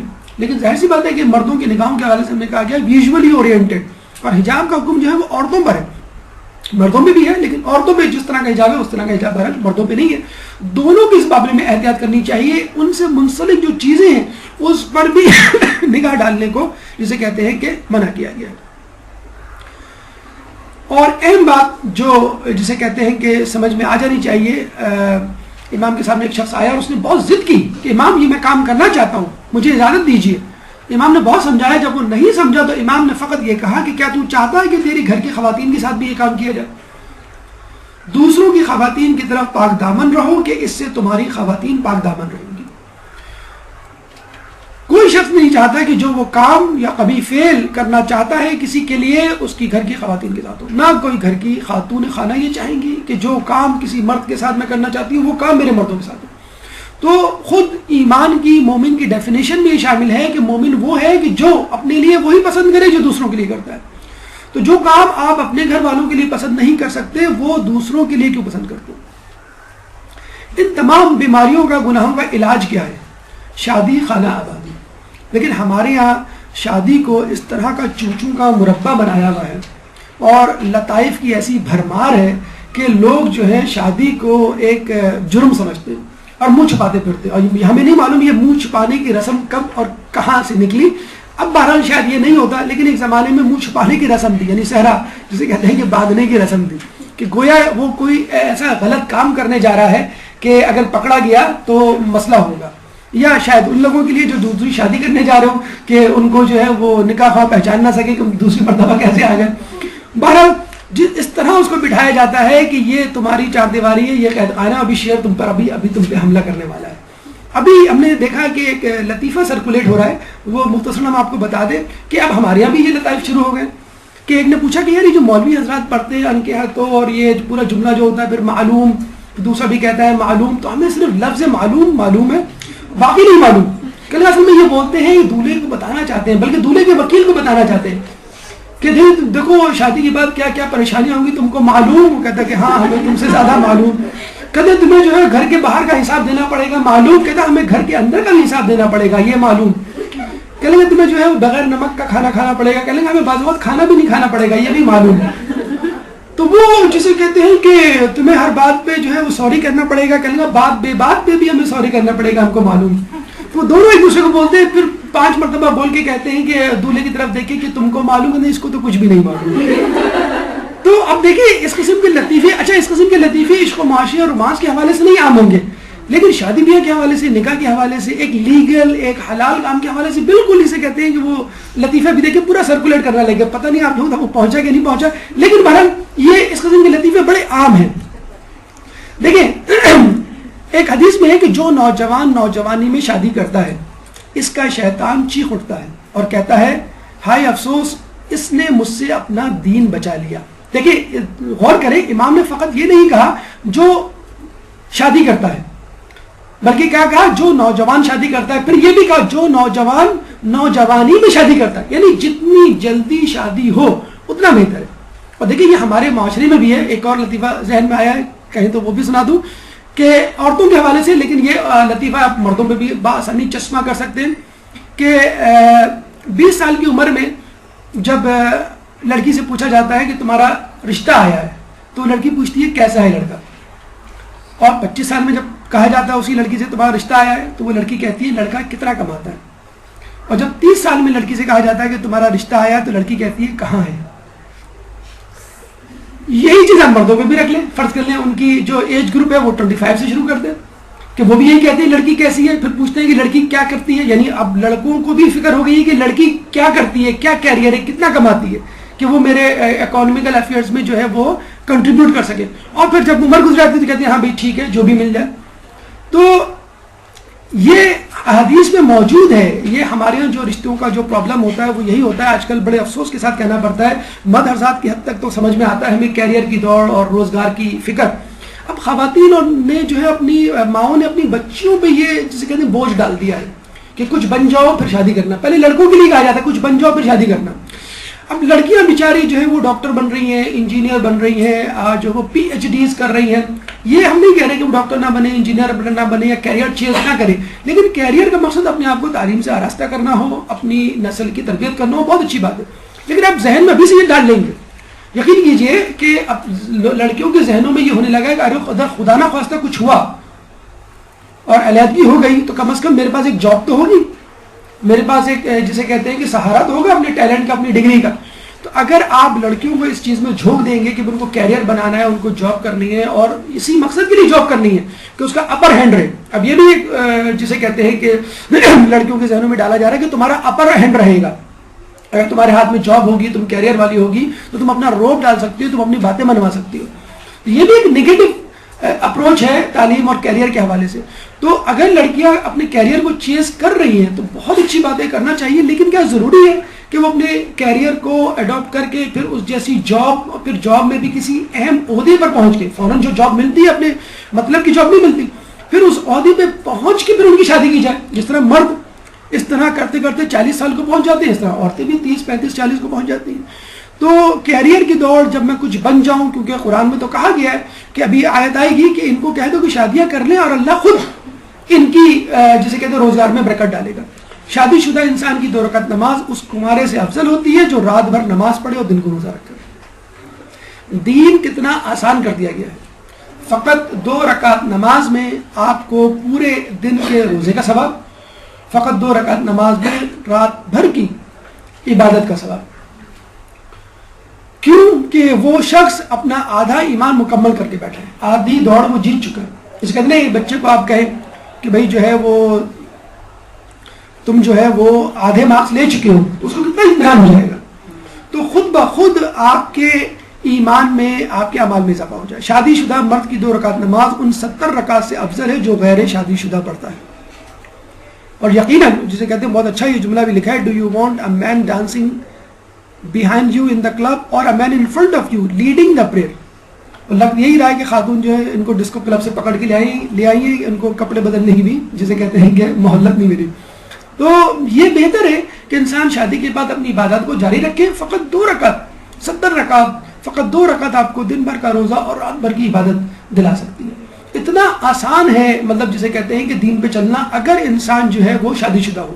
بلکہ آپ نے شاید سنا ہوگا جو حوزے میں طلباء کو جو وظیفے دیے جاتے ہیں اس کا وظیفہ اس وقت دگنا ہو جاتا ہے جب وہ شادی کرتا ہے. یعنی فرض کر لیں کسی طالب علم کو 10,000 دیے جاتے ہیں وظیفے کے طور پہ، جب وہ شادی کرتا ہے تو خود بخود اس کا وظیفہ 20,000 کر دیا جاتا ہے.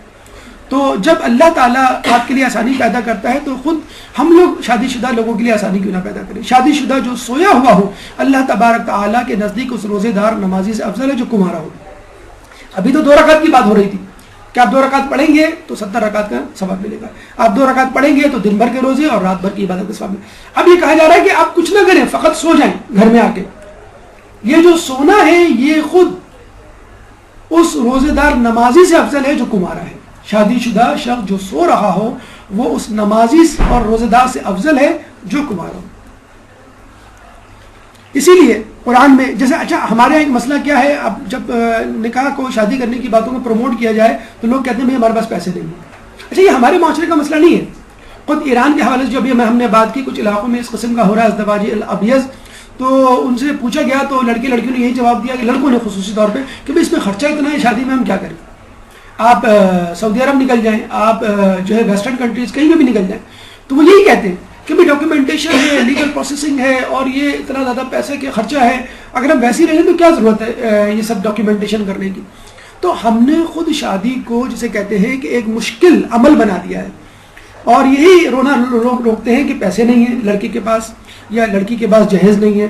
تو یہ مجھے بتائیں لڑکی کی جہیز کی کون ڈیمانڈ کرتا ہے؟ لڑکے والے. اور لڑکے کے برسرے روزگار ہونے کی ڈیمانڈ کون کرتا ہے؟ لڑکی والے. اگر لڑکی والے بہت اچھے روزگار, ہم یہ نہیں کہہ رہے کہ بالکل ہی جس کا بے روزگار ہو, بہت زیادہ پیسوں کی ڈیمانڈ کرنا, روزگار کی ڈیمانڈ کرنا, کیریئر کی ڈیمانڈ کرنا, اگر لڑکی والے چھوڑ دیں تو اسی طرح لڑکے والے بھی جہیز کی اور بہت زیادہ حور پری جو ان کی وہ ہوتی ہے کرائٹیریا, وہ اس کو وڈرا کر لیں گے. تو جب یہ دونوں فریق اپنی اپنی شرائطوں کو وڈرا کریں گے تو شادی یقیناً ایک ایسا عمل ہو جائے گا جو آسان ہو جائے گا. اور یہ جو ٹینشن ہوتی ہے کہ ہمارے پاس پیسے نہیں ہے, گزارا کیسے ہوگا, خود سورہ نور میں اللہ تعالیٰ جو ہے اس بات کا جو ہے وہ عندیہ دے رہا ہے, اللہ تعالیٰ اس بات کی گارنٹی دے رہا ہے. وَأَنْكِحُوا الْأَيَامَ مِنْكُمْ وَالصَّالِحِينَ مِنْ عِبَادِكُمْ وَإِمَائِكُمْ إِنْ يَكُونُوا فُقَرَاءَ يُغْنِهُمُ اللَّهُ مِنْ فَضْلِهِ. اور اپنی بے شوہر عورتوں, بے عورت شوہروں, اپنے غلاموں اور لونڈیوں میں سے صلاحیت رکھنے والوں کا نکاح کر دیا کرو. اگر وہ فقیر ہوں گے تو اللہ تبارک تعالیٰ اپنی مہربانی سے انہیں غنی کر دے گا. ایک شخص نے رسول اللہ سے آگے کہا کہ میں غریب ہوں, میرے پاس پیسے نہیں ہیں, فقر و فاقے کا شکار. رسول اللہ نے کہا تم نکاح کر لو. اس نے نکاح کیا. اور یہ بھی ہم نے سنا کہ وہ دوبارہ آیا کہ میں ابھی تک غریب ہوں. رسول اللہ نے کہا کہ پھر نکاح کر لو, اور وہ جسے کہتے ہیں کہ صاحب ثروت ہو گیا, امیر ہو گیا. اچھا یہاں پہ لوگ جو ہے تھوڑا سا مس انٹرپریٹ کرتے ہیں اس بات کو, اور وہ کہتے ہیں کہ ایسی لڑکی تلاش کرو جو بگ شاٹ میں سے ہو, جو گاڑی بھی دے اور گھر بھی دے اور جسے کہتے ہیں کہ نوکری بھی دے. اور لڑکے والے بھی عموماً اس بات کو ذہن میں رکھتے ہیں کہ ہمیں کوئی ایسا بگ شاٹ ملے کہ جو لڑکی کیا پورا لڑکی کا خاندان جو ہے وہ سونے میں تل جائے.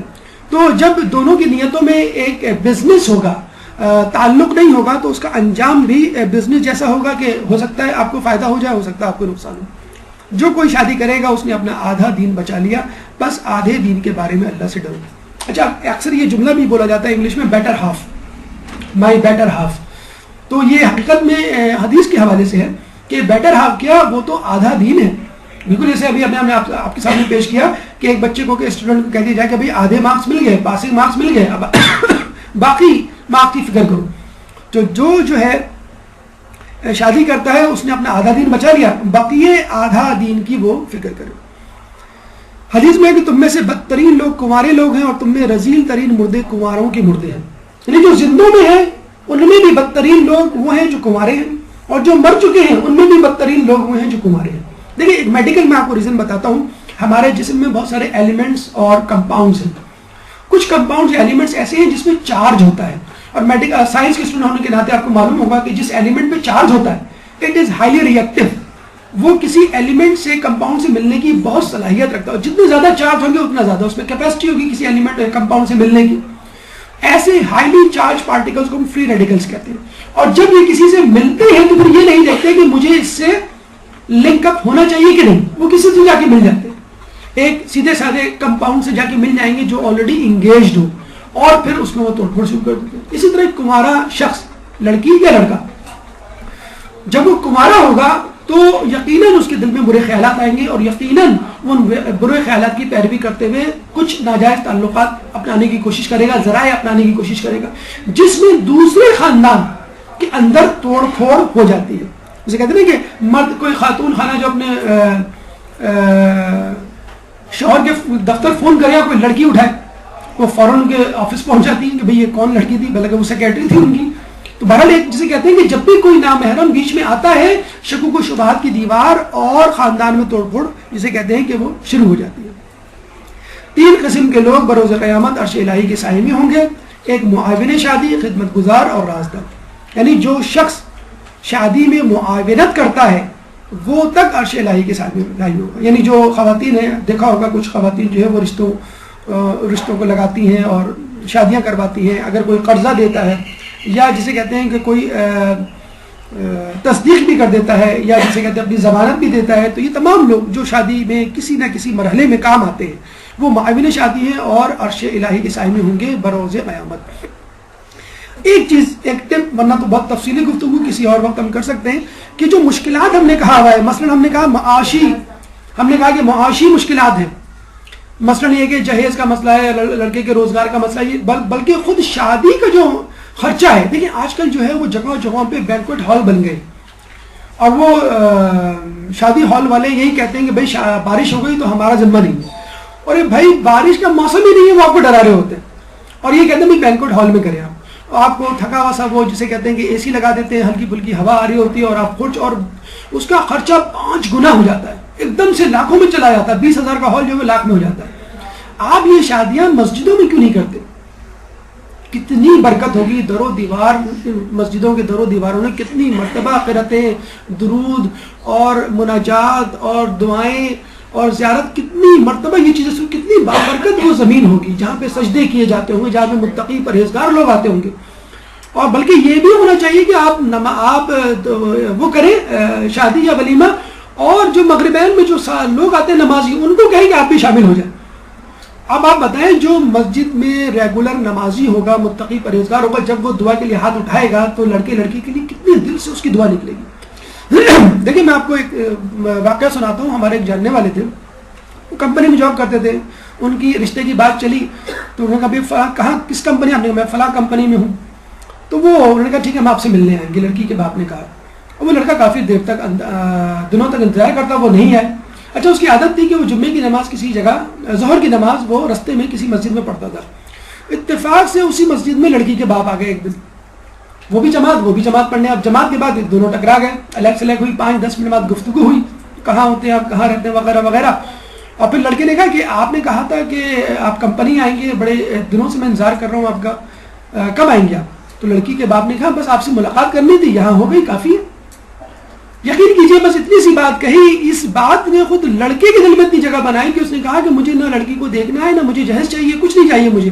جب لڑکی کے گھر والے اتنے متقی پرہیزگار ہیں کہ فقط مسجد میں ملاقات کو کافی سمجھتے ہیں. ورنہ دیکھیں ہمارے کس طرح تفتیش ہوتی ہے، مینیجر کے پاس آیا جاتا ہے، پھر اکاؤنٹنٹ کے پاس آیا جاتا ہے، مینیجر سے کنفرم کیا جاتا ہے کہ یہ آپ کی فلاں جاب فلاں اسٹیٹس پہ ہے، فلاں ڈیزگنیشن کا مالک ہے کہ نہیں. اکاؤنٹنٹ کے پاس آیا جاتا ہے، اسے تنخواہ پوچھی جاتی ہے کتنی تنخواہ ہے اس کو، اوپر کی کمائی کتنی ہے وغیرہ، نعوذ باللہ اگر ہے تو. اتنی آرام سے مسئلہ ہو گیا. اسی کے طرح اگر مسجد میں آپ کھانے پینے کی جسے کہتے ہیں تقریب، ابھی میں آپ کو بتاؤں یہ بات ہوئی رہی تھی، کل ہمیں ایک اور شادی کے بارے میں پتہ چلا کہ جو آج جسے کہتے ہیں کہ اس کا نکاح ہے، ان کے بارے میں کہا گیا کہ بھئی یہ ہم مدرسے میں ابھی آئی ہیں، ٹیچر ہیں، ابھی 2 ہفتے میں ایک دم سے شادی کر لیں گے. اصل میں ہمارے مدرسے میں ایک اور ٹیچر تھی، ان کو اپنے خاندان میں کسی لڑکے کے لیے لڑکی چاہیے تھی، تو ان کو ان نئی ٹیچر کا بتایا گیا. تو پتہ چلا کہ لڑکی کی جو بہن ہے ان کو جو ہے وہ غیر ملک جانا ہے، یعنی پاکستان میں وہ چند دن ہی ٹھہریں گی، تو فوراً ہمیں تفتیش کرنی ہے. تو لڑکا بھی بڑا مصروف، لڑکے والے بھی مصروف. پتہ چلا کہ لڑکا جو ہے فلاں جگہ پہ وہ جمعے کی نماز پڑھنے جاتا ہے، اور لڑکے کے باپ بھی اتفاقاً وہیں جاتی ہے. دوسرا واقعہ بتا رہا ہوں بالکل ملتا جلتا. لڑکے کے باپ بھی وہاں پہنچ گئے، لڑکا بھی پہنچ گیا، اور پتہ چلا کہ وہیں جمعے کی نماز کے بعد تفتیش ہوئی اور آج جسے کہتے ہیں کہ وہ نکاح ہے. تو 15 دن میں لڑکے لڑکی کی تفتیش ہو گئی. کہاں؟ مسجد میں. اور تقریب کہاں؟ وہ بھی مسجد میں. تو اگر آپ مسجدوں کا اور علماء کا اور اتنی مقدس جگہوں کا اور مقدس ایام کا سہارا لیں گے تو اللہ تعالیٰ اس میں برکت کیوں نہیں ڈالے گا؟ اگر آپ دنیا کو دکھانے کے لیے وہ نکاح کریں گے، شادی کریں گے، دکھاوا کریں گے، زربرق لباس، جہیز اور کھانے پینے کی جسے کہتے ہیں نمائش، تو پھر وہی ہوگا کہ لوگ جو ہے 5 اسٹار ہوٹل میں ولیمہ کھا کے نکلیں گے اور کہیں گے کھانا تو اچھا تھا لیکن رائتے میں نمک کم تھا. شادی شدہ افراد کے لیے اچھا کچھ لوگ کہتے ہیں کہ بھائی شادی کر لو تو دین بچ گیا. دیکھیں اللہ تعالیٰ نے, اللہ کے رسول نے 50% دین کی ضمانت دی ہے, 50% کی نہیں.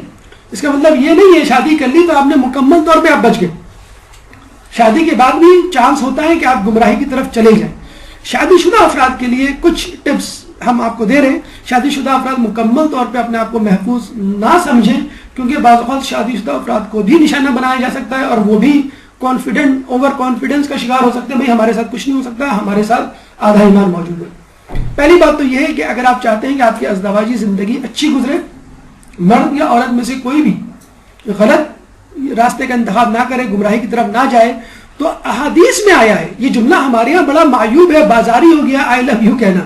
کیوں کہ ہم نے اس جملے کو نامحرم کے لیے مخصوص کر دیا, ہم نے اس جملے کو رومانس کے لیے مخصوص کر دیا. حالانکہ یہ جملہ میاں بیوی کے درمیان بولے جانا ہے, اور روایتوں میں آیا ہے کہ اگر کوئی مرد اپنی بیوی سے آئی لو یو, میں تم سے محبت کرتا ہوں, یہ کہے تو وہ بیوی, وہ عورت اس جملے کو کبھی نہیں بولتی. اور لوگ کہتے ہیں اس کو تو پتہ ہی ہے, کہ نہیں, اس کا باقاعدہ اعادہ ہونا چاہیے. ابھی آپ کو بھی تو معلوم ہے کہ آپ, اللہ کو بھی تو معلوم ہے کہ اللہ ایک ہے, آپ اس پہ یقین کرتے ہیں, لیکن پھر بھی آپ کہتے ہیں الحمدللہ رب العالمین. آپ بھی سورہ فاتحہ پڑھتے ہیں, آپ جو ہے قل واللہ احد کہتے ہیں, بار بار اس کا اقرار کرتے ہیں. اللہ چاہتا ہے اس کا بار بار اس کی توحید کا اقرار کیا جائے. اس طرح مرد عورت میں دونوں یہ چاہتے ہیں کہ اس کی محبت کا اقرار کیا جائے. عموماً شادی کے بعد عورتیں میک اپ کرنا بھول جاتی ہیں اور مرد حضرات جو ہے وہ گھر میں عجیب بھولیے سے پھر رہے ہوتے ہیں. تو یہ جب کہا جاتا ہے تو پھر کہا جاتا ہے کہ یہ تو شادی سے پہلے کے چونچلے ہوتے ہیں. حالانکہ شادی کے بعد ہی عورت کو سجنا اور بننا سنورنا چاہیے, سنگار کرنا چاہیے, اور شادی کے بعد ہی مرد کو جو ہے وہ بننا سنورنا اور سجنا چاہیے. ہمارے یہاں ہوتا ہے اگر مرد جو ہے وہ اچھا ڈریس پہن لیں تو فوراً خواتین پوچھنے لگتی ہیں کہ آپ کہاں جا رہے ہیں. ارے بھائی میں آپ کے لیے, آپ کے سامنے بیٹھنے کے لیے, گھر میں بیٹھنے کے لیے آج چھٹی ہے اس لیے میں پہن رہا ہوں. اس طرح عورت اگر بننا سنورنا شروع کر دے, اس کو لیے بھی کہتے ہیں کہ کہاں جا رہی ہے, تم شاپنگ پہ جا رہی ہے. شاپنگ پہ اگر جانا ہے تو یہ میک اپ اتار کے جانا ہے, گھر میں رہنا تو میک اپ کرنا ضروری ہے.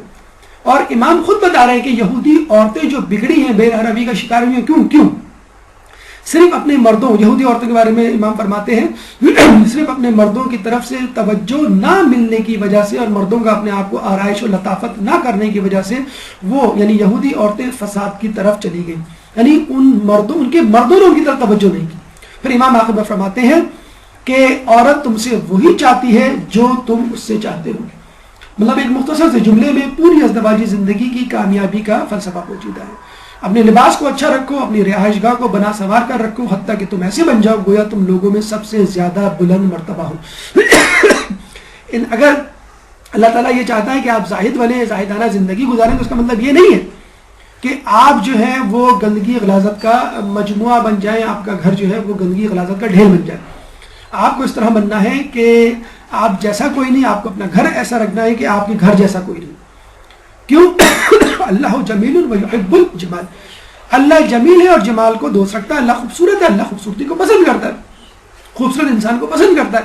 اور کیا پسند کرتا ہے؟ اور اس بات کو پسند فرماتا ہے کہ اس کی نعمت کے آثار اس کے بندے سے نمایاں ہوں. اللہ نے آپ کو پیسہ دیا ہے, آپ اس پیسے سے جوڑے خریدیں, آپ اس پیسے سے گھر کا فرنیچر خریدیں, آپ اس پیسے سے گھر خریدیں, گاڑی خریدیں. تو اس کا مطلب یہ نہیں کہ اللہ نے پیسہ دیا ہے لیکن آپ کو وہی پھٹے پرانے کپڑوں میں اور پرانی گاڑی میں یا پرانے خستہ گھر میں رہنا. آپ اس نعمت کا اظہار کریں, کیسے؟ ان چیزوں کو اپنا کر, لیکن اس میں تکبر نہ ہو اور خود غرضی شامل نہ ہو. اگر مرد حضرات بال بناتے ہیں, آئینے کے سامنے کھڑے ہو کے فوراً خواتین ان کو ڈانٹ دیتی ہیں. اگر لڑکے ہوں تو ان کو ماشاءاللہ ڈانٹ بہت پڑتی ہے. 10-12 سال کا لڑکا اگر بال کو جما کے بنائے تو لوگ کہتے ہیں بڑی ہیرو بننے کی کوشش کر رہے ہو. ہیرو کا نام لیا جاتا ہے, فلاں ہیرو بننے کی کوشش کر رہے ہو, اور بیچارہ شرمندہ ہو کے ادھر ادھر ہو جاتا ہے. یہ حدیث میں ہے کہ جو بال رکھے اسے چاہے وہ ان کی اچھی طرح دیکھ بھال کرے, ورنہ انہیں کٹوا دے, یعنی گنجا ہو جائے. اگر آپ کو کنگھی نہیں کرنی, بال سنوار کے نہیں کرنے رکھنے, تو پھر آپ گنجے ہو جائیں. تو ضروری ہے مردوں کے لیے کہ وہ بال بنا کے رکھیں. تو اپنے آپ کو بہتر رکھنا, اپنے مومن سے ملاقات سے پہلے اپنے آپ کو بنا سنوار کے جانا, یہ سنت رسول میں سے. ایک اور طریقہ جو بیگمات کے لیے ہے کہ وہ عموماً یہ کہتی ہیں کہ ہمارے مرد جو ہیں ہم پہ توجہ نہیں دیتے اور اپنے کاموں میں مشغول رہتے ہیں. بھائی آپ بطور بیوی, آپ بیٹر ہاف ہیں, آپ اس کی ہیلپ کیوں نہیں کرتی؟ اگر وہ کسی آفس کی الجھن کا شکار ہے, اس مسئلے کو آپ حل کر دیں, اس کو شیئر کر لیں کم از کم. مولوی صالح ایک اسٹوڈنٹ تھے, تقی مجلسی, علامہ مجلسی کے والد کے مدرسے میں. علامہ مجلسی کی بیٹی تھی آمنہ بیگم. تقی مجلسی اتنے زیادہ متقی پرہیزگار تھے کہ وہ باہر جو لائٹیں لگی ہوتی تھی، شمع جلی ہوتی تھی، ان میں پڑھ کر جو ہے اپنا گزارا کرتے تھے. بہت فاقے کا شکار تھے. تقی مجلسی نے کہا کہ میں چاہتا ہوں کسی لڑکی سے تمہاری شادی کر دی جائے. جب انہوں نے بڑی مشکل سے حامی بھری تو اپنی ہی لڑکی سے اس کی شادی کر دی، اور لڑکی کو یہ بھی کہہ دیا کہ لڑکا بڑا غریب ہے. تو لڑکی نے کہا، یعنی آمنہ بیگم نے کہا کہ کوئی بات نہیں، لڑکے کا غریب ہونا کوئی عیب کی بات نہیں. جیسے ہم نے کہا نا، ہمارے تو فوراً پوچھا جاتا ہے کہ لڑکا کتنا کماتا ہے. تو شادی ہو گئی. شادی کی رات جو مولوی صالح تھے وہ گمسم بیٹھے ہوئے تھے. تو لڑکی نے پوچھا آپ کیا سوچ رہے ہیں؟ انہوں نے کہا میں فلاں مسئلے کا حل سوچ رہا ہوں. لڑکی نے پوچھا کیا مسئلہ؟ وہ کسی فقہی مسئلے میں الجھے ہوئے تھے. لڑکی نے وہ مسئلہ حل کر دیا. وہ بڑے خوش ہوئے.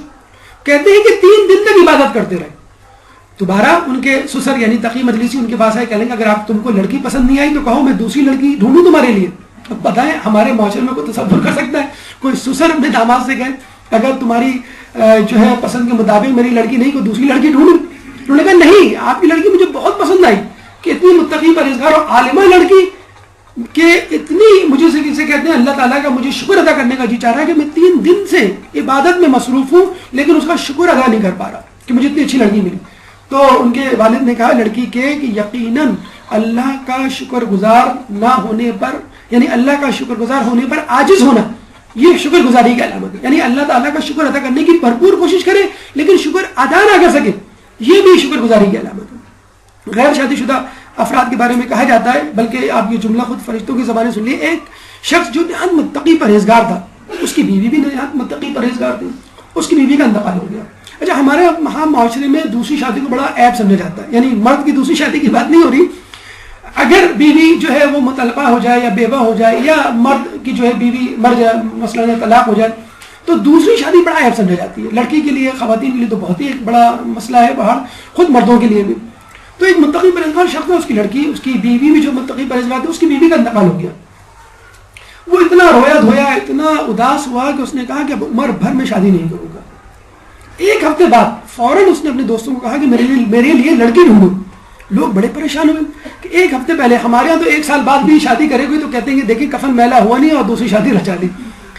تو 1 ہفتے بعد اس نے کہا میری شادی کر دو، فوراً لڑکی ڈھونڈو. تو نے کہا کہ بھائی ابھی تو آپ نے 1 ہفتے پہلے کہا تھا کہ میں عمر بھر شادی نہیں کروں گا. کہنے لگے بالکل میں نے کہا تھا، اور جس دن میں نے کہا تھا اسی دن میں نے جو ہے اپنے خواب میں فرشتوں کی قطار دیکھی جو میرے پاس آئے اور میرا طواف کرنے لگے. اس میں جو سب سے آگے بزرگ فرشتہ تھا وہ میری طرف اشارہ کر کے کہتا جاتا یہ منحوس ہے، اور سب کہتے ہیں یقیناً یہ منحوس ہے. وہ بڑے پریشان ہوا. وہ آدمی کہنے لگا کہ میں نے جاتے جاتے آخری فرشتے کا دامن پکڑ لیا اور اس سے پوچھا کہ بھائی یہ کیوں کہہ رہے ہو تم لوگ کہ میں منحوس ہوں؟ تو آخری فرشتے نے جاتے جاتے یہ کہا کہ کیونکہ تم نے یہ ارادہ کر لیا کہ تم عمر بھر شادی نہیں کرو گے، تو جو عمر بھر شادی نہ کرنے کا ارادہ کر لے وہ ہمارے نزدیک منحوس ہوتا ہے. تو اس سے آپ اندازہ لگا لیں یہ حدیث یا یہ واقعہ جو ہے یہ ضرور لوگوں کو سنائے جنہوں نے عمر بھر شادی نہ کرنے کا عہد کیا ہوا. حقیقی محبت کسے کہتے ہیں؟ مختصراً اس کی فضیلت اور حقیقت سے آپ کو آگاہ کر دیں. یہ محبت ہوتی کیوں ہے؟ جسے ناجائز محبت کہتے ہیں یا معاشقہ کہہ لیں یا رومانس کہہ لیں یا چکر کہہ لیں یا افیئر کہہ لیں یا اسکینڈل کہہ لیں. اس کے بارے میں بحر الانوار میں حدیث ہے، ایسے دل جو اللہ کی محبت سے خالی ہوتے ہیں اللہ تعالیٰ انہیں اپنے غیر کی محبت کا مزہ چکھا دیتا ہے. تو یہ جو عشق و معاشقہ ہے جس کے بارے میں لوگ بڑے وثوق سے کہتے ہیں یہ ہو جاتا ہے، کیا نہیں جاتا، یقیناً انہی لوگوں کو ہوتا ہے کہ جو اللہ کی محبت سے عاری ہوتے ہیں. ہم نے آپ کو واقعہ سنایا تھا زلیخا کا کہ جب وہ یوسف کی محبت میں گرفتار تھی تو یوسف کے علاوہ کوئی کچھ نہیں سوچتا تھا. جب یوسف ان کی طرف ملتفت ہوئے اللہ کی جسے کہتے ہیں کہ اجازت سے، تو زلیخا نے توجہ نہیں کی، اور جب یوسف نے پوچھا تو زلیخا نے کہا کہ میں پہلے تمہاری محبت میں گرفتار تھی، اب تمہارے رب کی محبت میں گرفتار ہوں.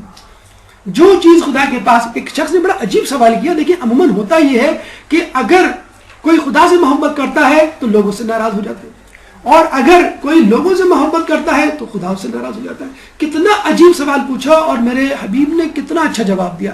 سوال پوچھنے والے نے پوچھا جو چیز خدا پوچھا کہ میں ایسا کیا کام کروں کہ خدا بھی مجھ سے محبت کرے اور خدا کی مخلوق بھی مجھ سے محبت کرے، یعنی دونوں محبتیں کس طرح ایک ساتھ جگہ ہو سکتی ہیں. رسول اللہ نے کیا عجیب جواب دیا.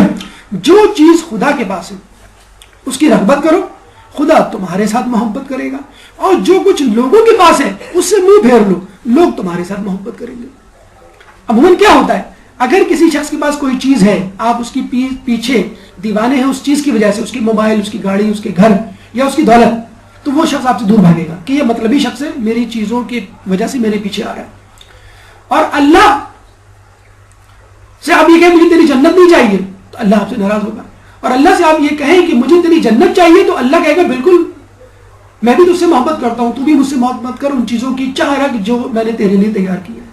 اور اگر لوگوں کی چیزوں سے آپ منہ پھیریں گے تو لوگوں کے دلوں میں آپ کی قدر بڑھ جائے گی۔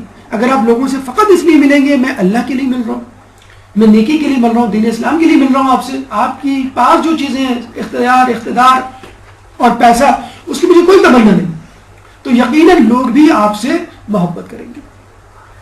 اور اگر اس دوران آپ پہ کوئی مصیبت بھی آئے پھر بھی اللہ کی محبت آپ کے دل سے نہیں جانا چاہیے۔ امام فرماتے ہیں پروردگار اگر تو مجھے زنجیروں میں جکڑ دے اور اپنی عطا و بخشش کو سب کے سامنے روک دے پھر بھی میں تیری امید سے منقطع، میری امید تجھ سے منقطع نہیں ہوگی، اور نہ ہی میری آرزو تیری مغفرت سے روگرداں ہوگی، نہ ہی تیری محبت میرے دل سے خارج ہوگی۔ ہو سکتا ہے اس دوران یعنی خدا کی محبت کے دوران آپ کو مصیبت و علائم سے سامنا کرنا پڑے، لیکن اس دوران بھی آپ کی امید، آپ کی محبت منقطع نہیں ہونی چاہیے۔ دو عرفہ کا جملہ بہت مشہور جملہ ہے کہ جس نے تجھے کھو دیا اس نے کیا پایا، اور جس نے تجھے پا لیا اس نے کیا کھویا، اور جو تیرے بدلے میں کسی اور پر راضی ہو گیا وہ بہت ہی ناکام ہوا۔ اللہ جس کو مل گیا اس کو سب کچھ مل گیا، کیونکہ اللہ ہی کی تو بنائی ہوئی چیزیں ہیں، اور جس نے کسی اور کو اپنا جسے کہتے ہیں کہ خدا مان لیا نعوذ باللہ، تو وہ اس شخص سے بھی گیا کیونکہ وہ اپنے لیے کچھ نہیں کر سکتا، تو آپ کے لیے کیا کرے گا، اور خدا کی جزا سے بھی گیا۔ کیا دین محبت کے علاوہ بھی کچھ اور ہے؟ کہ علاوہ بھی کچھ اور ہے؟ یعنی دین محبت ہے اور محبت دین ہے، اس کے علاوہ دین میں کچھ نہیں ہے۔ اللہ کی محبت ہے جو ہمیں عبادت کرواتی ہے، اس کی فرما برداری کرواتی ہے، ایک دوسرے سے حسن سلوک سکھاتی ہے۔ تو دین محبت ہے اور محبت دین ہے۔ ویلنٹائن ڈے منانے والوں کو کہہ دیجئے کہ یہ جو محبت جس کا اظہار تم کرتے ہو اس محبت سے کئی زیادہ دور ہے، ہیچ ہے، کہ جو محبت اسلام نے ہمیں سکھائی ہے۔ اور ہم لوگ خشک اور بے مزاج بد مزاج قسم کے لوگ نہیں ہیں، ہمارے یہاں ہی اصل محبت پائی جاتی ہے، لیکن وہ محبت جو دائمی محبت ہو، جس سے تمام محبتوں کے راستے نکلتے ہیں۔ آپ کو کیسے پتہ چلے گا کہ اللہ مجھ سے محبت کرتا ہے؟ اس کا اعادہ ہم پہلے بھی کر چکے ہیں، دوبارہ حدیث کی صورت میں میرا بندہ جتنا فرائض کی ادائیگی کے ذریعے مجھ سے محبت کرتا ہے اتنا کسی اور چیز کے ذریعے نہیں، وہ نوافل کی ادائیگی کے ذریعے مجھ سے اس قدر محبت کرتا ہے کہ میں بھی اس سے محبت کرنے لگ جاتا ہوں۔ کسی کا قرض واپس کرے آپ سے محبت کرے گا؟ نہیں کرے گا۔ کسی کو تحفہ دے وہ آپ سے محبت کرے گا، کیونکہ قرض دینا واجب تھا، محبت وہ گفٹ دینا واجب نہیں تھا۔ تو خدا کی واجبات پر عمل کرنا ضروری ہے، واجب ہے، لیکن مستحبات وہ واجب نہیں ہے، وہ آپ اپنی طرف سے دے رہے ہیں۔ تو واجب اس بات کی علامت ہے، واجبات کی ادائیگی کہ آپ کو خدا سے محبت ہے، اور نوافل کی ادائیگی اس بات کی علامت ہے کہ خدا کو آپ سے محبت ہے۔ ایک غلام رات کے اندھیرے میں نماز شب کے بعد دعا کرتا ہے، اللہ تجھے اس محبت کی قسم جو تجھ کو مجھ سے ہے۔ مالک غصے میں اٹھا اور کہنے لگا تو یہ کیسے دعویٰ کر سکتا ہے کہ خدا کو تجھ سے محبت ہے مجھ سے نہیں؟ تو غلام نے کہا اگر خدا کو تجھ سے محبت ہوتی اور مجھ سے نہ ہوتی تو تجھے نماز پڑھواتا اور مجھے بستر پہ سلاتا۔ اللہ آپ کو نوافل کی، مستحبات کی توفیقات دے رہا ہے، اس کا مطلب ہے اللہ کو آپ سے محبت ہے۔ قاسم مؤتمن ہارون رشید کا ایک غلام تھا، غلام نہیں تھا، بیٹا تھا، ہارون رشید کا بیٹا تھا، لیکن نہایت متقی پرہیزگار اور اہل بیت کا چاہنے والا، بڑے فقر و فاقہ کی زندگی گزارتا تھا اور سادہ لباس میں رہتا تھا، عام غذا کھاتا تھا۔ ایک دفعہ جعفر برمکی نے ہارون رشید سے شکایت کی کہ تمہارا بیٹا تمہاری بدنامی کا سبب بن رہا ہے، عام سے کپڑے پہنتا ہے، عام لوگوں میں بیٹھتا ہے اور جھوٹی موٹی غذا کھاتا ہے۔ ہارون نے کہا کہ ابھی اس پر ذمہ داری کا بوجھ نہیں پڑا، جب پڑے گا تو وہ بھی میری طرح شاہانہ زندگی گزارے گا۔ اور پھر اس دن اس کو بلا کر یہ کہا، یعنی اپنے بیٹے قاسم مؤتمن کو، کہ تم کو میں آج مصر کا جو ہے وہ گورنر بناتا ہوں۔ اور اس کے بعد قاسم مؤتمن کو مصر کا گورنر بنا دیا۔ قاسم مؤتمن اسی رات اپنے محل سے جو ہے وہ فرار ہوا۔ ایک درود پڑھ دے محمد علیہ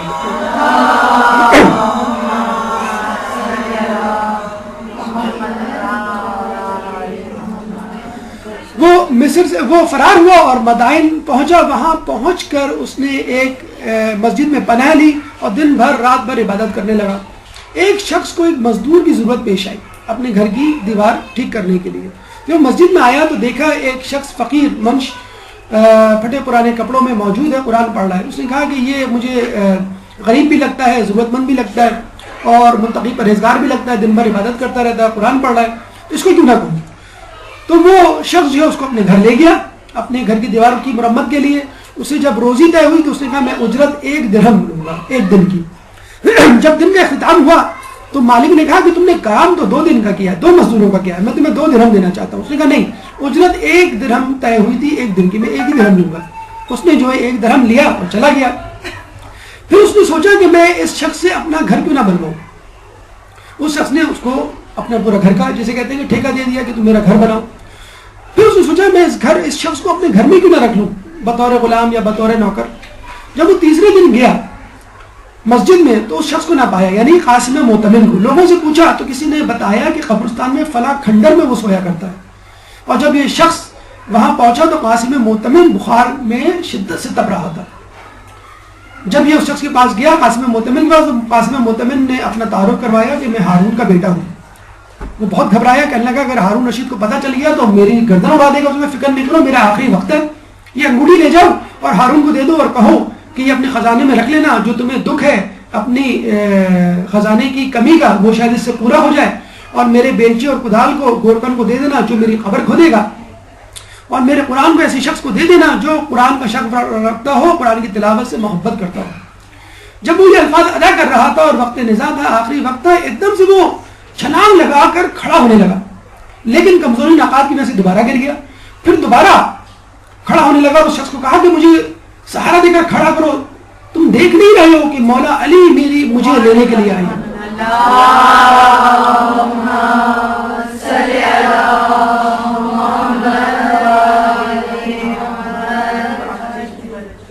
جو لوگ یہ بہانہ بناتے ہیں کہ ہمارے معاشرے میں گناہ بہت عام ہے، ہماری اپارچونیٹیز بہت ہیں گناہوں کی، ہم کیا کریں، میڈیا اتنا خراب ہے، دوست اتنے، ماحول، تو ہارون رشید کا بیٹا کیا آپ سے کم اپارچونیٹیز کا مالک ہوگا؟ آپ سے کہیں زیادہ اس کے پاس مواقع تھے گناہوں کی. لیکن اس کے باوجود اہل بیت کی محبت اس کے دل میں تھی، جبھی اس کے دل میں کوئی اور محبت گھر نہ کر سکی.